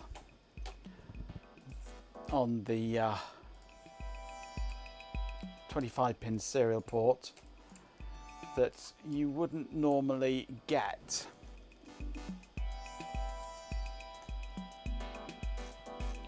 Because as well as CTS, DSR, carrier detect, there's this COM SPDMI. Don't forget LLP-BCK. Coteka.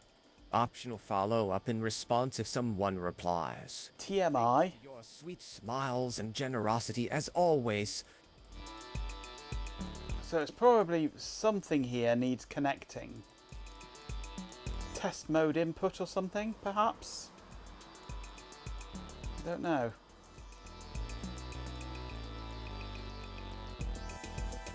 Shut up, bollocks bots, yeah, absolutely. So there's probably something specific needs connecting rather than just a simple loop back.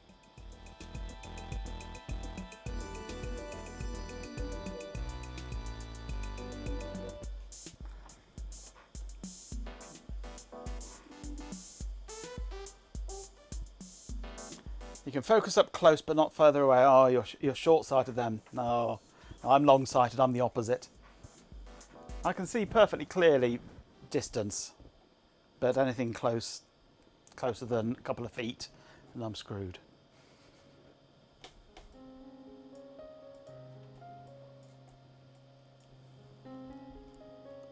Bollocks would be an upgrade, yes.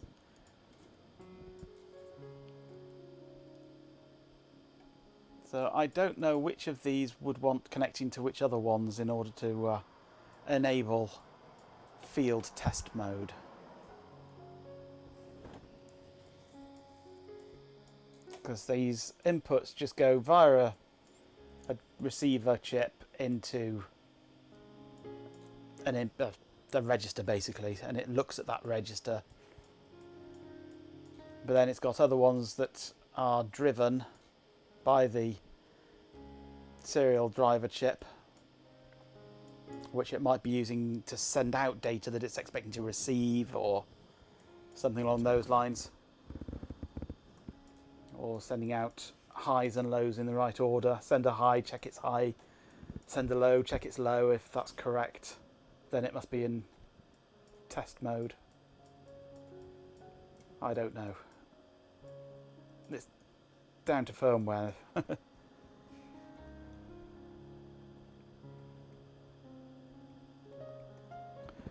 Double whammy later on, yes, when you're both long and short-sighted.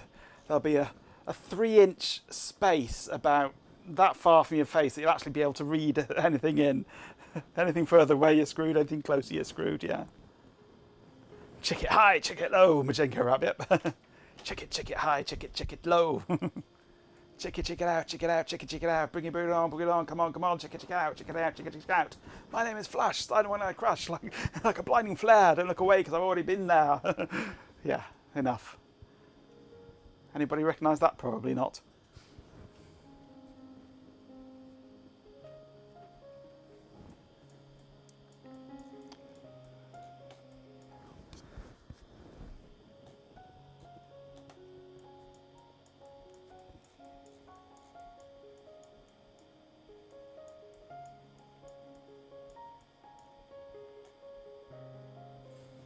I wish to encourage such ill behaviour.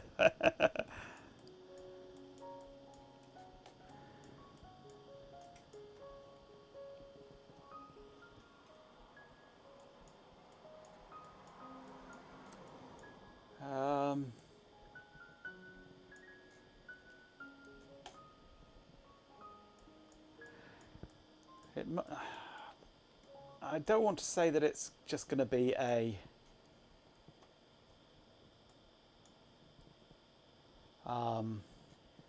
simple grounding of a signal, because there isn't really a signal that could be grounded here going into these inputs, because there's nothing you'd expect. Actually, these are pulled to -12, so it could be one of these possibly that needs to be grounded, perhaps, to bring it back up from -12 to ground. Maybe COM TMI.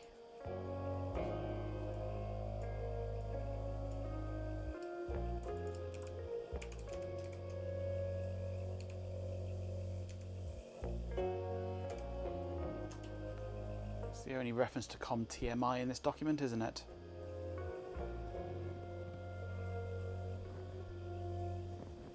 Yeah, it's the only reference to COM TMI.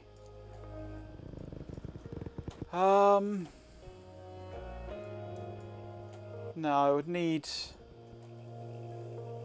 that specific loop back or a schematic for said loop back.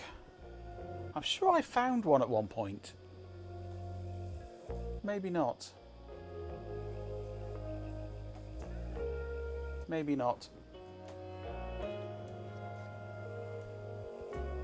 I'm sure I've had that serial port working though in the past as well. You're 99% certain you've seen it somewhere. Yeah.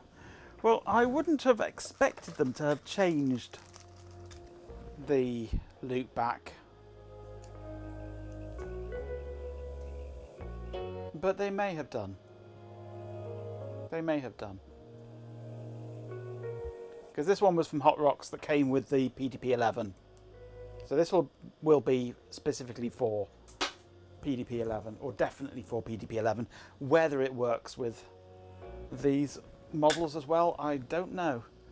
But the official part number is only listed in reference to this small set of VAC stations and DEX stations.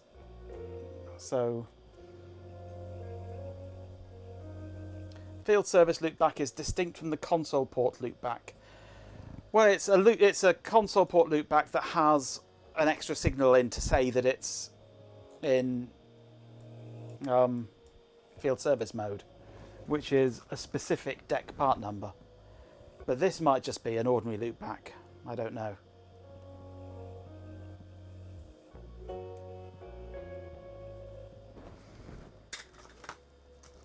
Because it also came with just these little loopbacks as well.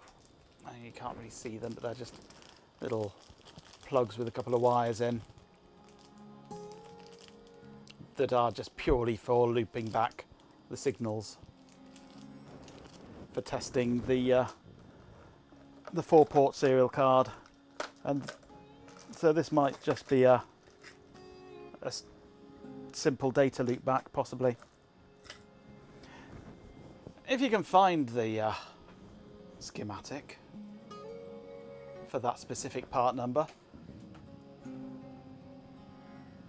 29-24795,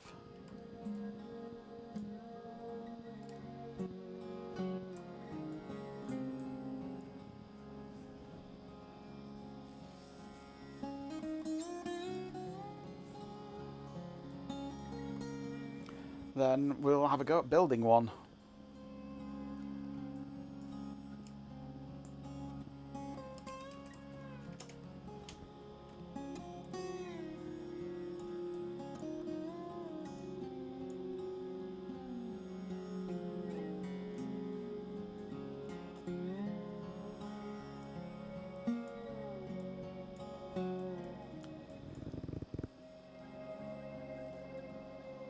But it should have failed the serial test if it was in field service mode, because there's no loopbacks. But it didn't. And then it wouldn't run test 101, so it's not obviously not going into field service mode.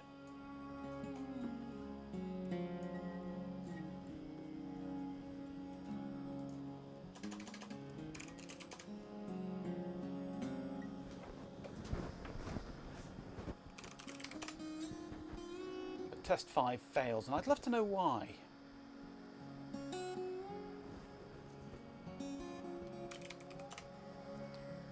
Why I'm getting an error code of 2 on the system. It might, as I was saying earlier, it might be because it's got the video card, but no keyboard. Possibly. And I've not got my test keyboard circuit set up at the moment.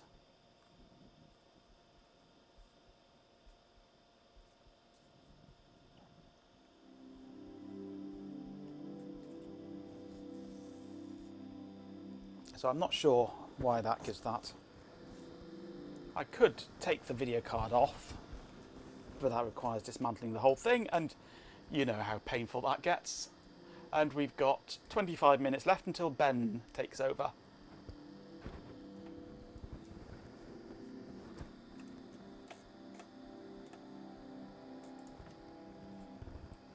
Yeah, the field service loopback is a specific one that goes in the 25 pin to enable special mode, so yeah.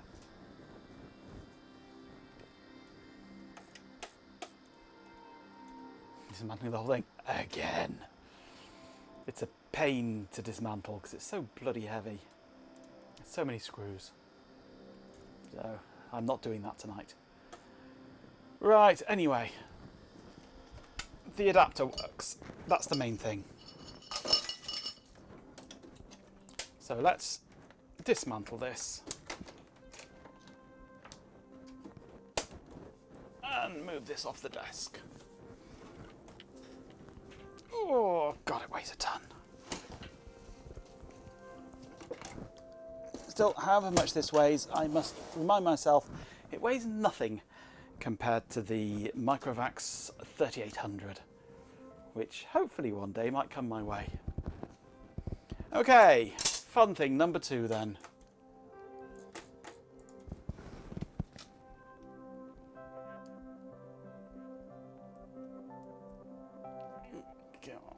Zoom in, there we go. Let's see if I can do a bit of soldering on this.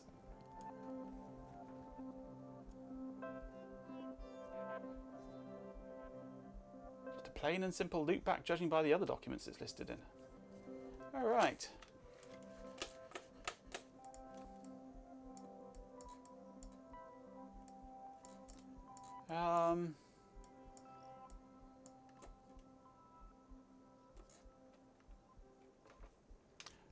It states here, where are we? I've lost it. What am I doing? Desktop. It says just here, custom mode self-test does not test the drivers or the lines of the serial line controller, since loopbacks are not used to run self-test in field service mode to test the DZ drivers by installing the loopback connectors on the back of the system. Follow one of the procedures below. To test the DZ on VacStation 2000, install a loopback on the 25-pin communication port and a loopback on the 9-pin printer port. Run test C. You cannot use loopback connectors if you are using the diagnostic console device, since there is no... Oh, with the BCC08 cable on the printer port, since there is no loopback connector for the video port.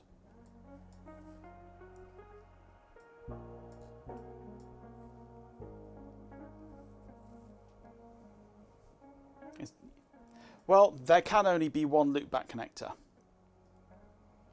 in this setup, which is on the 25 pin, because you cannot have, as it says here, there is no loopback connector for the video port, which is the 15 pin socket, and you cannot use a loopback connector if you're using the diagnostic console. So you can only connect this one.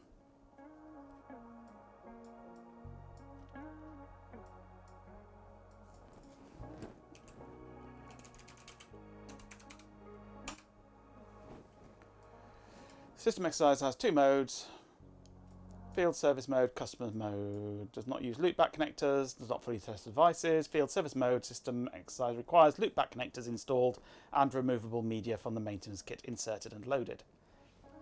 You must initialize the floppy diskette in the maintenance kit with the special diagnostic key, so the exerciser can perform write tests.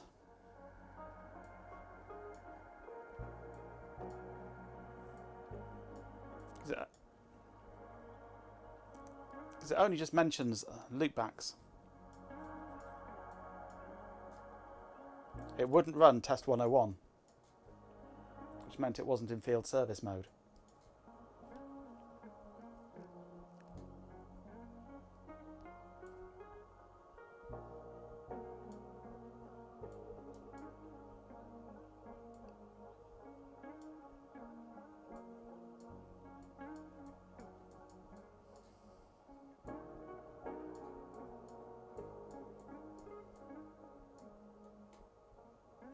To run the field service mode system exerciser on VaxStation 2000, install a loopback on the 25-pin communication port and a loopback on the 9-pin printer port, which I can't because I'm connected to it, although maybe I shouldn't.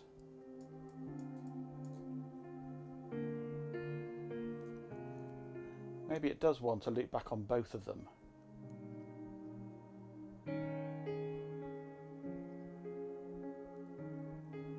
Anyway, that's something for another day now, because we've only got a few minutes left, so come on. Let's stick a few components on here. Just a few random components. Let's have a look. Resistors. And MISC through hole.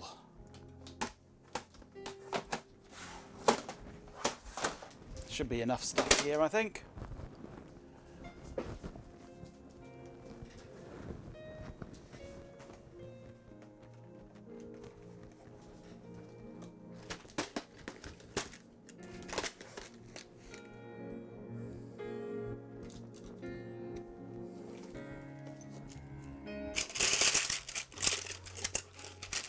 I might, if I'm lucky, have a few diodes and things around the place that can go in.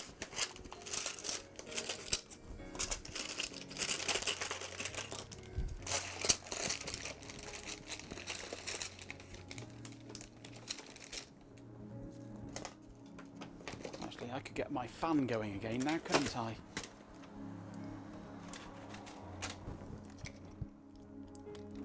Get some airflow going again. Oh, that's better. Oh, it's much better. Right. So in the bottom of this box, I've got just a mound of random components.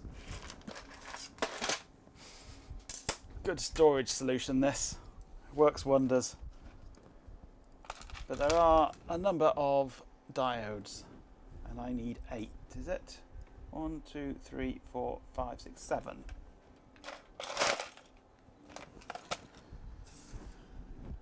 See if I can find 7 diodes in here.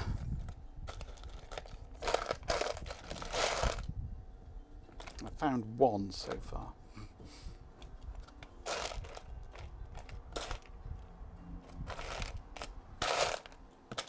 God, this is a good start, isn't it? I had loads of these diodes.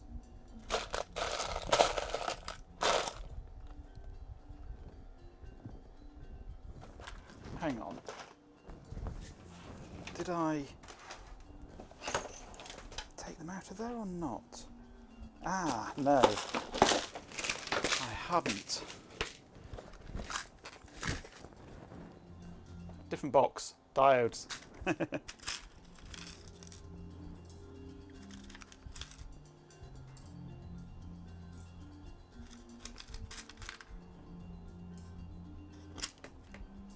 Diodes.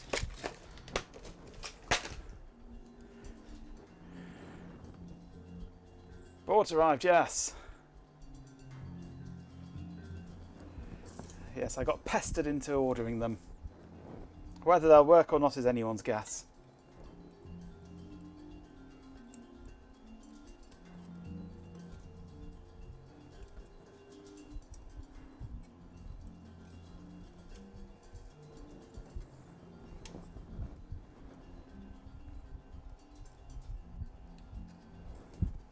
Time to level up your life. New advertisements. Don't miss a moment. It is not just fun watching these ads, but getting free swag and a special giveaway. I feel good.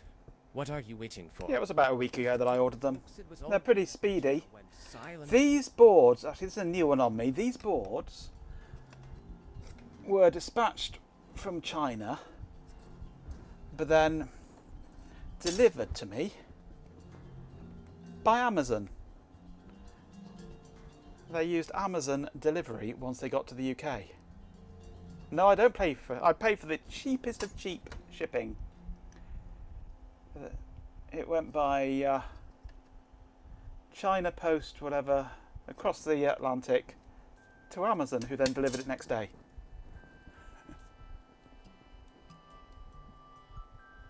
It was good seeing you folks there. You have a special bond with this because you spent a fortune in bacon rashers. Yeah, so you got the name through. Yes, it's all your fault. The name is all your fault.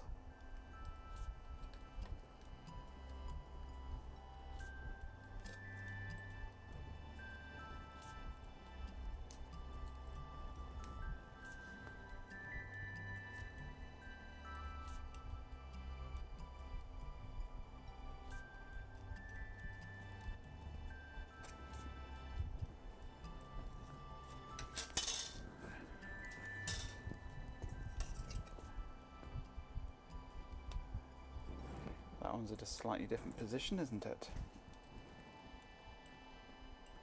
Let's just tweak that one a little. There we go.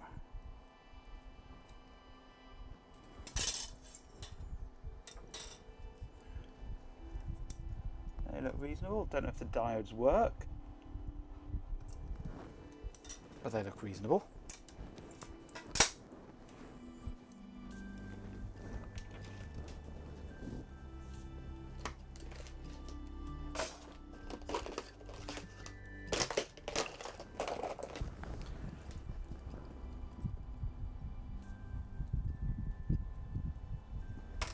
A bit of flux and some solder.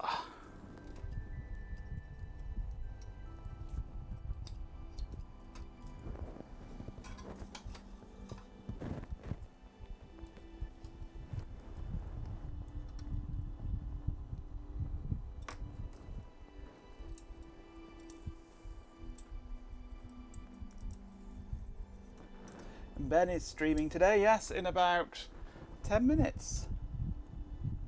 So we might just get these This chat has diodes soldered in. West.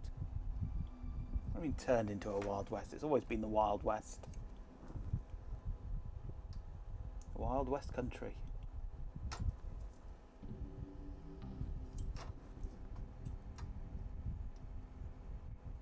I trust you're getting yourself set up there, Ben.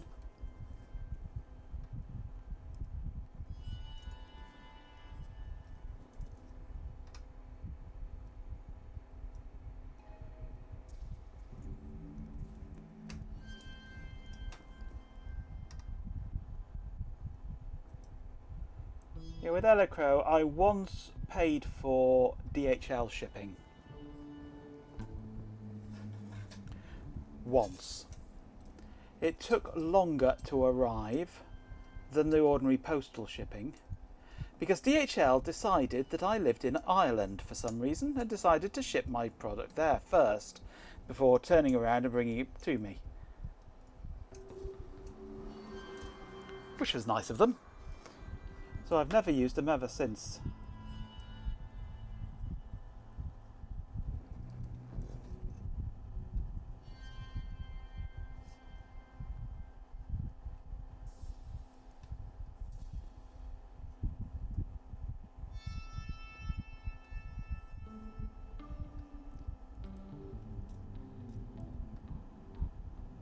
I find the ordinary postal shipping is more than fast enough and costs next to nothing.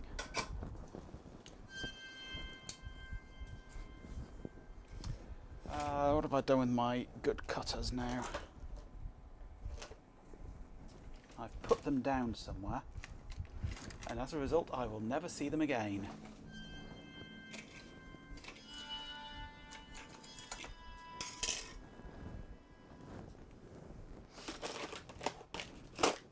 Ah, there they are.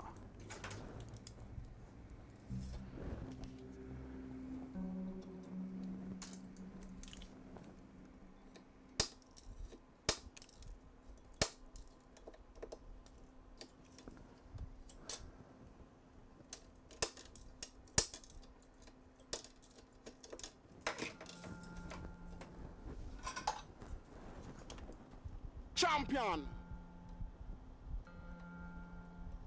With 50 bits, Pyrrhon says fuzzy but says. Cheer 50 fucking Canadians. Thank you very much for the bits, Cobb.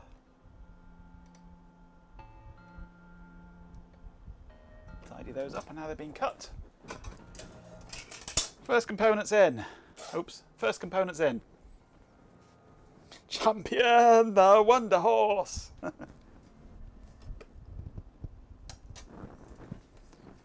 Right, I might find some resistors as well, if we're lucky. Still got a few minutes left. What do we want? We want 10k, don't we? I could do with getting the schematic up, actually. Are they all 10k, those?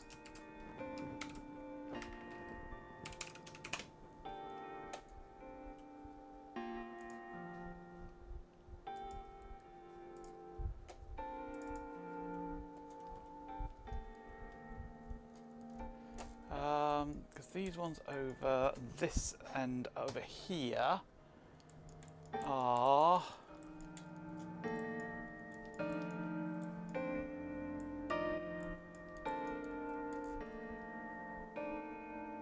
one, two, three, four, five, six, seven, 8.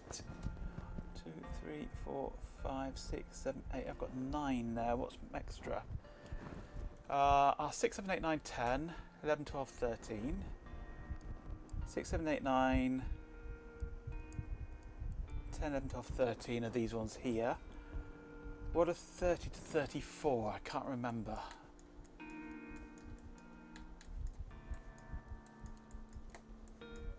$30 to 34. I can't remember what I did with this schematic now.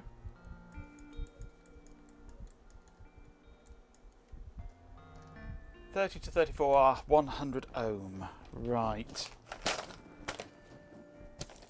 Resistors per minute, yes.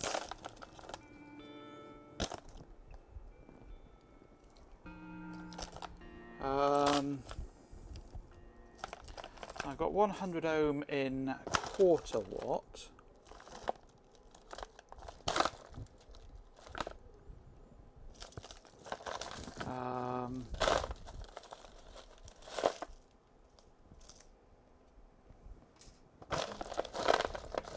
Got the 10Ks I've got in 1/8 watt or quarter watt.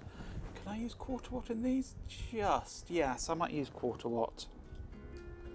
I'd rather use the 1/8 watt though, because they're so much tinier and neater.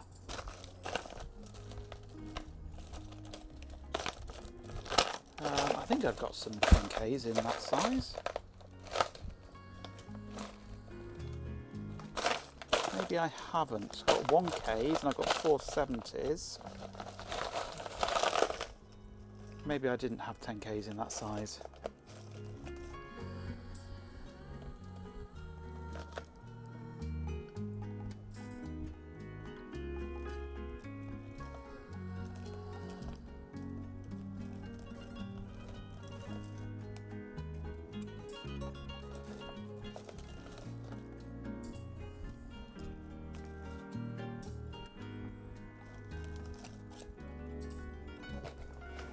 Right, that should be enough resistors, I think. So we'll start off with these ones up here.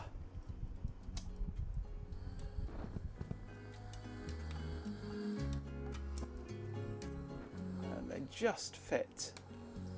They've really been sized for the 1/8 watt rather than the 1/4 watt.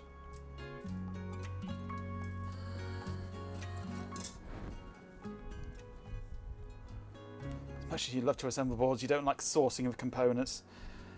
Yeah, it can be a pain.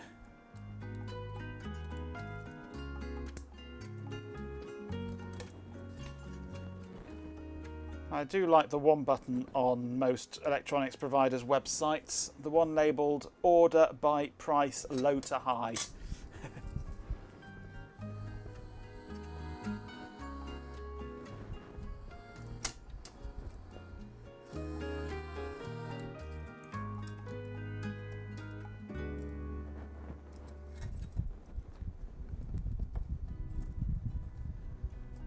Come on. You kinked. How dare you get kinky around here? We don't like kinky around here. There we go.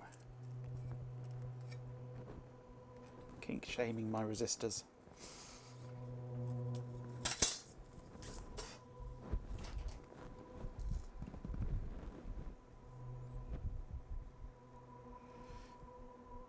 And for boards like this, most of the components are things that are just sat in my box of bits. So there's not really much sourcing to do. It's only really when it comes to the active components, the chips, that it's sometimes trickier. But I tend to design most things with the same values, resistors and things. So I've got plenty of stocks of most common resistors now. Same with capacitors. I've got loads of capacitors now. I'm not like Shelby.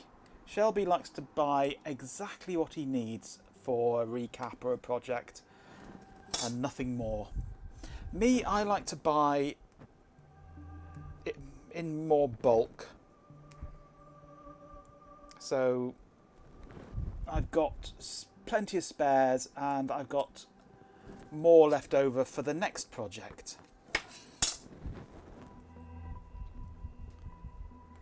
Bit shaped box. So I tend to have boxes of components that I bought for specific projects and never used With 100 bits, RHK77 says. Cheer 100 Chloe said, I should put my bits in a box. Is this a box? Thank you very much for the bits. Yes, that's a box. That's my bit box.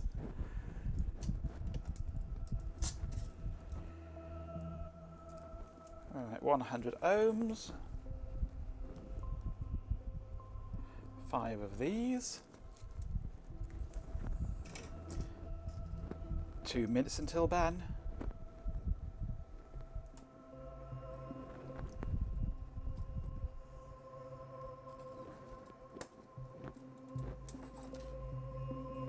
Actually, I quite like having the resistors this tightly spaced lead-wise, because it means you can't put them in wonky. They automatically line up. A swarm of dead insects says. Cheer 100 bucks this lap. Thank you very much for the bits. I see we have a hype train going as well. 1 minute to bulge. Yes. A race against time. If I can get the resistors in, not necessarily soldered, but in. And And then I'll solder them while Ben's doing his soldering. Champion! With 50 bits, Jeepin247 says. Tier 50 donating bits to the box as well. Thank you very much, Jeepin. With 100 bits, Sir Stews a lot says. Tier 100, have fun, I'm off. See you shortly. Oh, thank you very much for the bits as well, Cobb. I'll see you again soon. Thank you for joining us. You're not sticking around for Ben then? Champion! With 50 bits, RHK77 says. Tier 50 keep the hyper train choo choo until the box is empty. Thank you very much for the bits though.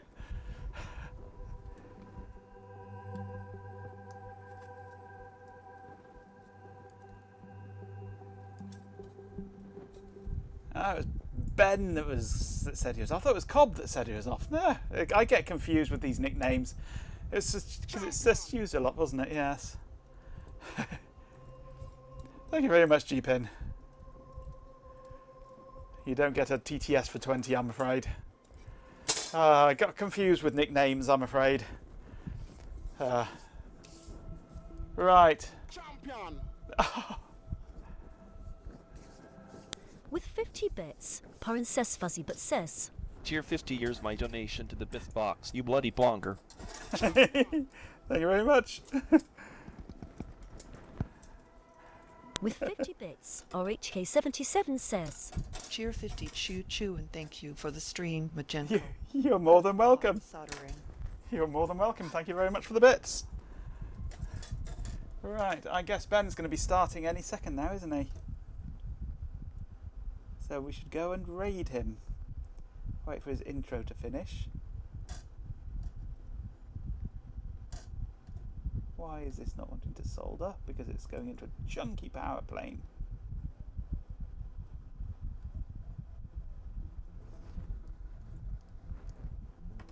I think I'm going to have to turn my heat up for this one.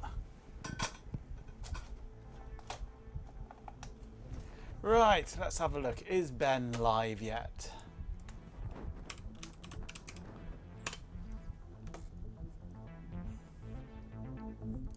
Ben is in his intro. So let us start the raid then. Let's start the raid off. Right, thank you very much for joining me this evening. This has been a blast. I've enjoyed myself. I hope you've enjoyed yourselves too. Thank you very much for all the bits and the hype train and everything. So let's head on over to annoy the hell out of Ben now, shall we? Thank you very, very much for joining me. I won't be here tomorrow. I won't be here Thursday, but I might be here Friday. I need to negotiate with Ben what times he's doing Friday, and I might see you then. But now, let us go and raid Ben. Thank you very much.